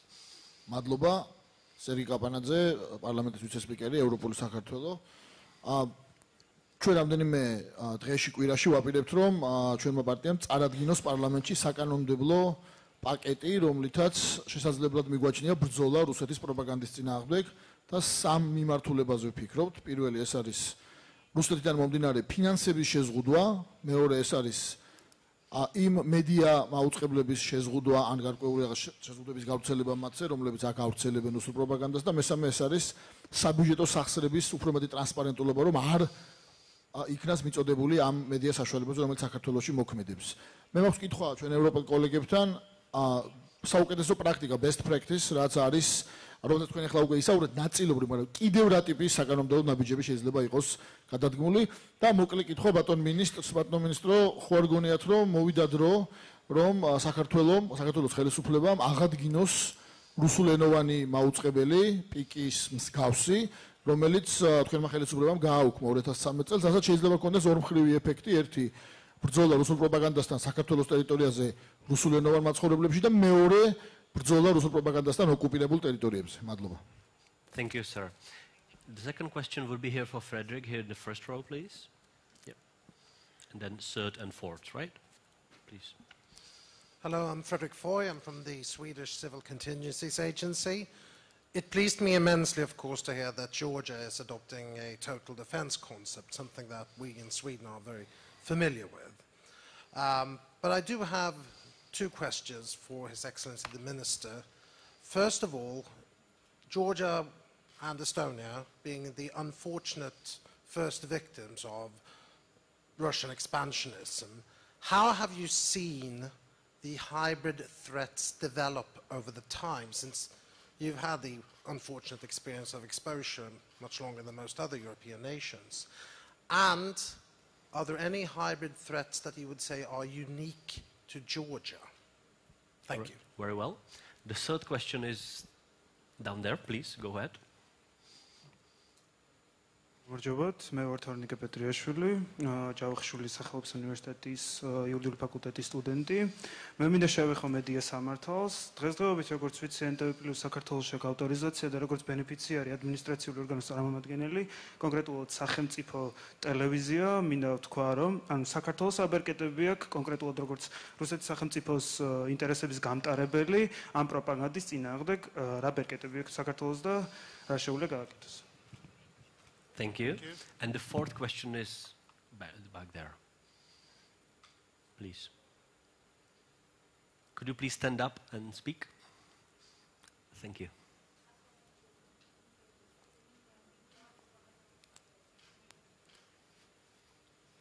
It's being put on right now. ესტონეთის წარმომადგენელს მინდა დიდი მადლობა გადაუხადა, რომ ამ ქვეყანამ ჩვენ დიდი დახმარება გაგვიწია კიბერინჟინერების მთელი თაობის მომზადებაში. ტალინის ტექნოლოგიური უნივერსიტეტი, მათ შორის ჩემი ვაჟისთვისაც, არის საოცარ დახმარებას უწევს ახალგაზრდობას და არც გასაკვირი, რომ ეს ქვეყანა კიბერნეტიკის სფეროში ლიდერებს შორის აღმოჩნდა. მაინტერესებს blockchain სისტემებს რამდენად იყენებთ აი ამ ომში და კიდევ ბატონო ლევან თქვენ ბრძანდებით იმ ქვეყნის სამხედრო მინისტრი, ამაყი სამხედრო მინისტრი, რომელიც რუსეთს 300 წელია მტერს უწოდებს, 300 წელია უთანასწორო ომში ვართ და სულ გმირობის, გასაკვირი საქციელის ნიმუშებს და მაგალითებს უშვებენ და ბოლო მაგალითი თქვენი ყოფილი ჯარისკაცი იყო, რომელმაც იცოდა გულსამოგლეჯდა ოკუპანტის საპყრობილეში მოხვედრა, მაგრამ არ შეეძლო დაეთმო ღირსება, არ შეეძლო დაეთმო ღირსების ხარჯზე პიროვნული თავისუფლება და გარდაცვლილი კაცებიც, გარდაცვლილი ჯარისკაცებიც იბრძვიან განსათავისუფლებლად. ყოველი ქართველი მეომარი უფლისაგან მეომრადაა ჩაფიქრებული ოთარ ჭილაძეს ეკუთვნის სიტყვები და ესაა ჩვენი უკვდავების საიდუმლო. მაგრამ როდესაც ტროლების ჯარიც გვიტევს, ისედაც 250 მილიონი არიან. აი, რას ფიქრობთ, თქვენ ამბობთ სკოლებში შევდივართო, ფიქრობთ იმას, რომ ჩვენი ერთი ჯარისკაცმა, უფრო მეტი ჯარისკაცმა, ანუ ჩვენი მხოლოდ ავტომატით კი არა, რომ სხვა ბრძოლის, სხვა მეომრები უნდა აღზარდოთ, რომელიც კლავიატურასთან გაცილებით უფრო კარგად იომებენ, ვიდრე ავტომატით ხელში. აი, უნიჭიერესი ახალგაზრდები ყავთ, ნასაში ხვდებიან სოფლის რომელიღაც მიტოვებული სკოლის ბავშვები ისეთ საოცარი გამოგონებები მოსდით ტვინში, რომ ნასას ლაბორატორიებშიც კი ხვდებიან. რას ვაკეთებთ აი ასეთი ჯარისკაცებით, ასეთი ახალგაზრდობის აღსტაძელად? თუნდაც იგივე ესტონეთის დახმარებით, რომელიც არც თანხას, არც ენერგიას, არც პროფესორებს არ იშურებს, რომ ჩვენ დავწინააღმდეგოთ აი ამ ფრონტზე. Thank you very much. So how are we going to do it is that we have 6 minutes to go. And if we go over time, I think I will be shot. So actually, it needs 2 minutes per each of you. And I know there are many questions, but if you could merge your answers. The Minister would like to start, please. დიდი მადლობა კითხვებისთვის, ვეცდები დროის მოკლე ფარგლებში გიპასუხოთ. პირველ რიგში, რაც ითქვა საკანონმდებლო შესაძლებლობებზე, რასაკვირველია, საინტერესოა ეს ინიციატივები. მე როდესაც ექსპერტების მოსაზრებებს კითხულობ, ეს არის ერთ-ერთი მნიშვნელოვანი, მათ შორის ლეგალურ დონეზე, საკანონმდებლო დონეზე გარკვეული შეზღუდვების დაწესება და ამაზე ალბათ საინტერესოა დისკუსიის გაჩაღება, მათ შორის ფართო სპექტრის წვდომის თვალსაზრისით ეს შესაძლებლობაც, რომ რუსულენოვანი ინფორმაციის მიწოდება იყოს უზრუნველყოფილი, ჩემთვის მისაღებია. ჩვენ მაგალითად გაზეთს, რომელსაც ვაქვეყნებდით აქამდე ქართულ ენაზე, მომავალ თვეში გამოვაქვეყნებთ ასევე ჩვენი ეთნიკური უმცირესობების ენაზეც, რათა მათ მიიღონ სრულყოფილი ინფორმაცია. ასევე იცით, რომ წვევამდელთა სისტემა მეტი ინტეგრაციის ხარისხი მოგვცა სწორედ ეთნიკური უმცირესობების ჩართულობისთვის და ინტეგრაციისთვის, მათ შორის მათი ცნობიერების ამაღლების კუთხით. რაც შეეხება შვედეთთან ურთიერთობას, გამოცდილებას და შემდეგ რა არის საქართველოსთვის სპეციფიური საფრთხე, ჩვენ რასაკვირველია ყურადღებით ვადევნებთ შვედეთში და განსაკუთრებით თავდაცვის უწყებაში მიმდინარე რეფორმებს. თქვენ იცით, რომ პირველი საერთაშორისო ვიზიტი სწორედ ფინეთსა და შემდეგ შვედეთში განვახორციელე გასული წლის იანვარში, რათა სწორედ გამოცდილება ტოტალური თავდაცვის კუთხით მიგვეღო მაქსიმალური რეზერვის და წვევამდელთა ინსტიტუტის მუშაობის კუთხით, სხვადასხვა შვედეთმა მარტში შემდეგ აღადგინა წვევამდელთა სისტემა, ჩვენც დაახლოებით 2 თვით ადრე თავდაცვის მინისტრი აქ იყო ჩამოსული, ასე გვაქვს ჩემი მეგობარია და ბრწყინვალე ურთიერთობა მასთან. რაც შეეხება საქართველოს სპეციფიკას, რა საკურველია საქართველოს სპეციფიკა უკავშირდება ოკუპირებულ ტერიტორიებს და საფრთხის მასშტაბებს, რომელიც სწორედ ოკუპირებული ტერიტორიებიდან მომდინარეობს, ასე რომ აქ შედარება ვფიქრობ სხვა ქვეყნებთან შეუძლებელია, იმდენად დიდია ეს და ყოველდღიური ეს საფრთხე. ხოლო თემას, რომელიც უკავშირდება ჩვენი ახალგაზრდობის პოტენციალის მაქსიმალურ გამოყენებას, არა მხოლოდ სამხედრო, არამედ სხვა მიმართულებით, ბუნებრივია ეს ტოტალური თავდაცვა სწორედ ამას ითვალისწინებს, რათა ყველამ თავისი უნარით, პასუხისმგებლობის მაღალი ხარისხით და შესაძლებლობებით თავი იპოვოს თავისი ქვეყნის დაცვის, მისი ღირსების დაცვის საქმეში. ზოგი ირჩევს სამხედრო პროფესიას, ზოგი ირჩევს პროფესიას, რომელიც თანამედროვე ახალ ტექნოლოგიებთან არის დაკავშირებული, მით უფრო მისი აქტუალურობა დღითიდღე იზრდება, როდესაც საფრთხეები სწორედ მათ შორის ამ ახალი ტექნოლოგიების გამოყენებით იზრდება, არა მხოლოდ ჩვენს ქვეყანაში, არამედ საერთაშორისო ასპარეზზე. ასე რომ ის ინიციატივები, რომელიც მთავრობას აქვს ამ ახალი ტექნოლოგიების განვითარების კუთხით, მათ შორის ტექნოლოგიური ინსტიტუტის შექმნის კუთხით, ემსახურება იმ მიზანს, რომ მაქსიმალურად თითოეულმა თავისი თავდაცვითი უნარების, თავის ქვეყნის სუვერენიტეტის, ტერიტორიული მთლიანობის და ღირსეული დემოკრატიული განვითარებისთვის სხვადასხვა ასპარეზზე მაქსიმალურად გამოიყენოს. ტოტალური თავდაცვა სწორედ ამის ნათელი გამოხატულებაა. Thank you, sir. Now 2 minutes for both of our speakers, each of you. I also will do in the same, like Georgian defense minister, 2 minutes, Lithuania's ambassadors, 2 minutes. I would just very briefly on the finance issue and the legal acts on media. I think this is what I believe the first mistake we should not do. We should avoid of doing. Temptation to counter Russian propaganda with limitation of our media. We, Lithuania, we introduced certain biting possibility that we have chance to limit Russian specific TV channels or program.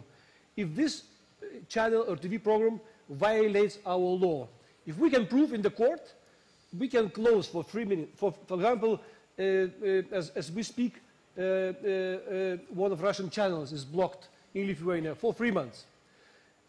But we should not overuse this possibility, because it's media freedom. This is the key answer to the Russian threats. Accountable and free media, it's the answer to the problem. That's why media literacy, engaging with journalists, sharing information with journalists, inviting them to the similar events, seminars, that we are on the same sort of understanding loop. This is, I think, key. Second is, I was already mentioned, but I can combine with the previous, with also the question about the civil society. Government efforts is okay, informing society is okay, some legal acts to bite Russian TV channels is okay. But the key answer is society. That's why, Jakub, you know very well, we have in Lithuania interesting phenomena, Lithuanian elves. As an answer to the Russian trolls, Lithuanian individuals, they created their own network. And we don't know them, and this is good. I cannot even interrogate it. I will not have their names. But we know that there are around 4,000 Lithuanians, IT professionals, psychology professionals, who are biting Russian disinformation. And this is what I believe would be also a good experience for Georgia. Learn from Lithuania, come to Lithuania, invite Lithuanian elves. One of event what Jakub's European Values Center will be organizing in 2 weeks in Prague, he invites also Lithuanian elves to share. I mean, why not? If Lithuanian elves, Czech elves, future, Georgian elves will create their own network. That will be unbeatable army of individuals. And my final one sentence on the finance. I think we in Europe, in transatlantic community, we are moving with this understanding that money invested in our property, I don't mention which one of the biggest EU capital at the moment, future not EU capital. You mean London, right? No. Okay, okay. We won't say it. No, no, no. Is the biggest investment of Russian money. Russia investing in media outlets, buying TV channels. Yeah. So, I cannot say we should stop it, but we should look in very transparent way to see the money, where it comes, origin of money, and it's not legal to prevent. Because we see that this money coming back and hitting our democracy. And we should not afford this anymore. Thank you. Yeah, I think next time we should do a paddle on Cyprus as well. But please, Ilmar, it's your call right now for 2 minutes, if I may. All right, thank you. On the propaganda question, I mean, as the previous speaker said, of course, one option is to just unplug it from the wall. But democratic nations shouldn't really do it.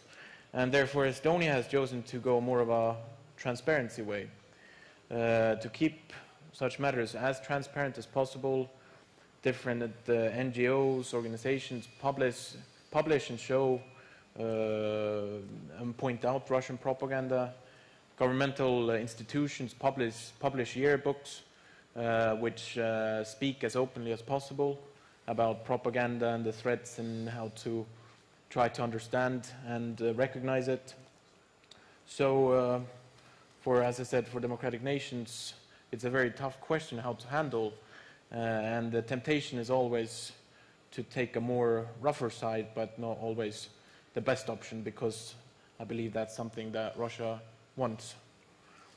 Regarding how the hybrid threats and cyber threats have evolved in Estonia in the past 10 years, I would say that they've become more complex, but most and foremost, they become more cheaper to do.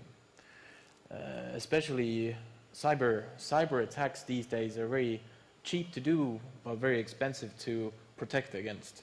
And this is a problem for all nations, because any of us from this panel could buy a DDoS attack for not a lot of money, but as a nation, we have to invest a lot of money and people into protecting it.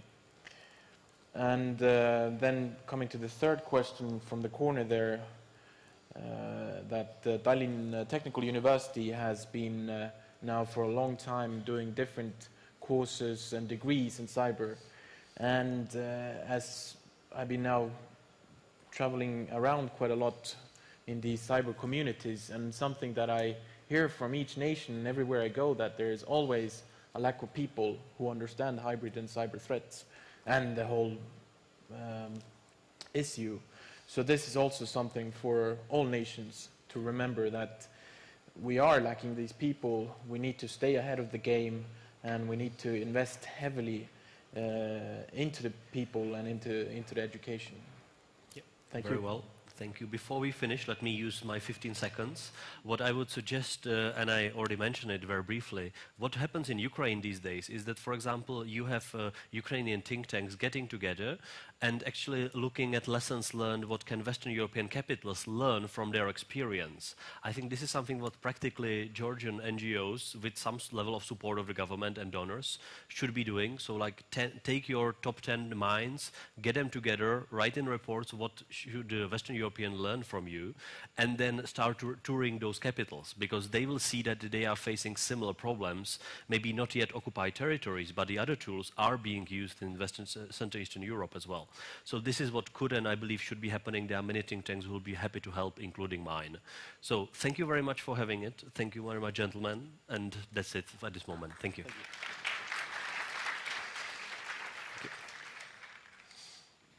Thank you, ladies and gentlemen, and thank you, distinguished panelists, for today and for the fruitful participation and for the very interesting debates today. And I also want to remind you that we welcome you tomorrow at 10 o'clock. We will continue our discussions. Thank you so much.